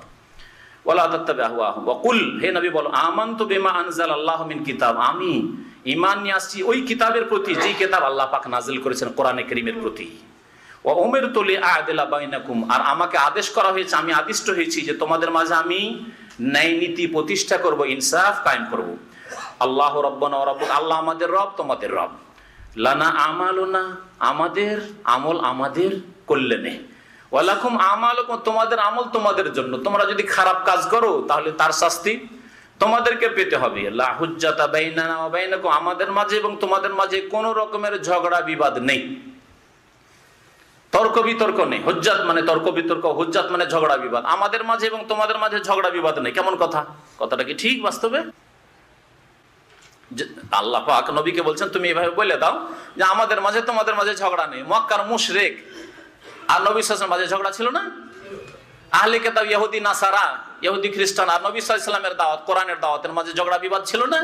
দ্বন্দ্ব অবশ্যই ছিল, হক বাতিলের দ্বন্দ্ব ছিল। আল্লাহ বলছে লা হুজ্জাতা বাইনানা ওয়া বাইনাকুম। এটার অর্থ হচ্ছে যে সত্য স্পষ্ট হয়ে যাওয়ার পর, এর ভাব অর্থ হচ্ছে সত্য স্পষ্ট হয়ে যাওয়ার ঝগড়ার কোনো যুক্তি নেই। আমরা বলি না নিজের কথায়, আরে ভাই আপনি বুঝে গেছেন ব্যাপারটা, বুঝার পরে আবার তর্ক করার কোনো যুক্তি আছে নাকি? তর্ক করার কোনো যুক্তি নেই। এই ভঙ্গিমাতে আল্লাহ বলেছে লা হুজ্জাতা বাইনানা ওয়া বাইনাকুম, আমাদের মাঝে এবং তোমাদের মাঝে সত্য আগত হওয়ার পর আর সত্য স্পষ্ট হয়ে যাওয়ার পরে কোনো ঝগড়া বিবাদ নেই। ঝগড়া বিবাদ তাআলাউ ইলা কালিমা, আল্লাহ পাক অন্য আয়াতে বলেছেন এমন একটা বাণীর দিকে আসো, সাওয়াইম বাইনানা ওয়া বাইনাকুম, আমাদের মাঝে তোমাদের মাঝে সমানভাবে আমরা মানি। সেটা হচ্ছে আল্লাহ না'বুদা ইল্লাল্লাহ, যে আমরা আল্লাহ ছাড়া কারো ইবাদত করব না। ওয়ালা নুশরিকা বিহি শাইআ, আর তার সাথে কোনো কিছুকে শরীক করব না। ওয়ালা ইয়াত্তাখিযা বা'দুনা বা'দান আরবাবা মিন দুনিল্লাহ, আর আমাদের একে অপরকে কেউ রব হিসাবে ধরবে না, সাব্যস্ত করবে না। আল্লাহ ছাড়া কারো কাছে চাইবে না, আল্লাহ ছাড়া কারো কাছে সিজদা করবে না। ফাইন তাওয়াল্লা, ফিরে যাও, তাহলে ফাকুল ফাইন তাওয়াল্লাউ বিআন্না মুসলিমুন, যে আমরা মুসলিম। ইব্রাহিম আলাইহিস সালাম এবং নূহ আলাইহিস সালাম, মুসা, ঈসা আর মুহাম্মদ সাল্লাল্লাহু আলাইহি ওয়াসাল্লামের দাওয়াত, যে একামতে দ্বীন, এটা মৌলিক বিষয় মনে রাখবেন। মৌলিক বিষয়, শরীয়তের দুটো দিক আছে, একটা হচ্ছে মৌলিক বিষয়গুলি, আকীদার বিষয়, আল্লাহ এক, সমস্ত নবীদের দিন হচ্ছে আল্লাহ এক, তাই না?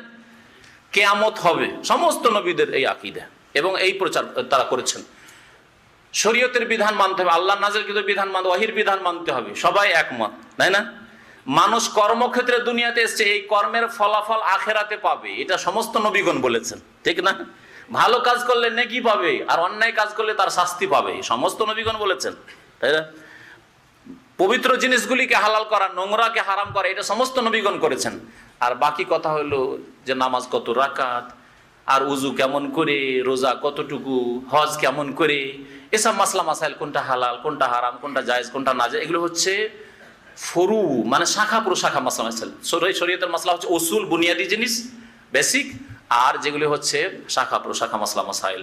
মাসলা মাসাইলের ক্ষেত্রে প্রত্যেক নবীর শরীয়ত ভিন্ন ভিন্ন, কিন্তু মূল বিষয়ের ক্ষেত্রে সমস্ত নবী রাসূলগণের দাওয়াত হচ্ছে এক দাওয়াত। আল্লাহ পাক রব্বুল আলামিন এইভাবে দিন নাযিল করেছেন। নবী করিম সাল্লাল্লাহু আলাইহি ওয়াসাল্লাম সহিহ বুখারীতে একটি হাদিস আছে যে আমরা যারা নবী, তারা হচ্ছে বানুল আল্লাত, মানে বৈমাত্রীয় ভাইয়ের মতো, সৎ ভাইয়ের মতো। সৎ ভাই কাকে বলে?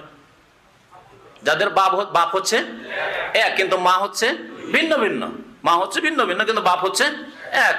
তো আমরা নবীরা হচ্ছে বানুল আল্লাত, মানে বৈমাত্রীয় সৎ ভাইয়ের মতো। সৎ ভাইয়ের মতো মানে আমাদের বাপ যেমন এক হইলে সৎ ভাই হয়, আমাদের মূল দিন হচ্ছে এক। আল্লাহর তৌহিদ, রিসালাত, আখিরাত, হিসাব নিকাশ, জবাবদেহি, জান্নাত জাহান্নাম, নেক আমল করতে হবে, পাপ থেকে বেঁচে থাকতে হবে, এই সমস্ত মৌলিক বিষয়গুলি সবই এক। ওয়া উম্মাহাতুম শাত্তা, মা আলাদা আলাদা, মানে শরীয়তের খুঁটিনাটি মাসলা মাসাইলগুলি আলাদা আলাদা। লিকুল্লিন জাআলনা মিনকুম শিরআতাম ওয়া মিনহাজ, আল্লাহ কোরআনে একটি আয়াতে বলেছেন প্রত্যেক উম্মতের জন্য আমি আলাদা আলাদা পথ তৈরি করেছি, শিরআ শরীয়ত, এবং মিনহাজ রাস্তা আমি তৈরি করেছি। শেষ পথ যেটি, সেটা হচ্ছে নবী করিম সাল্লাল্লাহু আলাইহি ওয়াসাল্লাম নিয়ে আসা পথ, আর সেই পথকে আল্লাহ কিয়ামত পর্যন্ত বহাল রেখেছেন, বাকিগুলিকে আল্লাহ পাক রহিত করে দিয়েছেন। এখানেই শেষ করে দিচ্ছি। আল্লাহ পাক বলছেন লা হুজ্জাতা বাইনানা ওয়া বাইনাকুম, আমাদের মাঝে তোমাদের মাঝে কোনো ঝগড়া নেই, মানে ঝগড়ার কোনো যুক্তি নেই, কারণ হক স্পষ্ট হয়ে গেছে। এটা একটা অর্থ। আর একটা অর্থ, কেউ কেউ বলেছেন যে এই সূরা সূরা যেহেতু মক্কায় নাযিল হয়েছে, আর মক্কায় সংগ্রাম করা, জিহাদ করা নিষেধ ছিল। মক্কায় সুমাইয়াকে মেরে ফেলে দিচ্ছে আবু জাহল, ইয়াসেরকে মেরে ফেলে দিচ্ছে, বেলালের উপরে জুলুম চলছে, আম্মার উপরে জুলুম চলছে, তারপরেও কিছুই বলা যাবে না কাফেরদেরকে। এটাই ছিল না হুকুম, কিছু বলবে না, ধৈর্য ধারণ করো, ধৈর্য ধারণ করো, ধৈর্য ধারণ করো, ব্যাস। আত্মঘাতী হামলা করে মারতে পারা যেত না? মারা যেত, কিন্তু নিষেধ ছিল। রাতের অন্ধকারে আবু জাহালকে মারা কোনো মুশকিল ছিল, কিন্তু আবু জাহালকে রাতের অন্ধকারে মারলে বাকি সবগুলিকে তারপরের দিন সকালে শেষ করে দিত মুসলিমদেরকে তারা। এই জন্য আল্লাহ পাক তার হিকমতে নিষেধ করেছিলেন যে খবরদার, মক্কার এই দুর্বল জিন্দেগিতে তোমরা ধৈর্য ধারণ করো, ধৈর্য ধারণ করো, মরে যাচ্ছ ধৈর্য ধারণ করো, কষ্ট পাচ্ছ ধৈর্য ধারণ করো, মার খাচ্ছ ধৈর্য ধারণ করো। আল্লাহ বলছেন এখানে তাহলে মক্কি জীবনের বিধান, লা হুজ্জাতা বাইনানা ওয়া বাইনাকুম, দেখো আমাদের মাঝে তোমাদের মাঝে ঝগড়া নেই, তোমরা যেমন করবে তেমন করো, বলে দিলাম, বললাম, মানো মানো, না হয় না মানো, ঝগড়া করবো না। এটা অর্থ হইতে পারে লা হুজ্জাতা বাইনানা ওয়া বাইনাকুম। কিন্তু মদিনায় আসার পরে যখন জিহাদের হুকুম নাযিল হলো, তখন আর এই আয়াতকে এই ওলামারা যারা বলেছেন যেগুলো মক্কি আয়াত, এগুলোকে মানসুখ বলছেন এই আয়াতগুলোকে। তার মানে এই বিধান আর নেই যে না হক বাতিলের লড়াই, না, হক বাতিলের লড়াই আছে।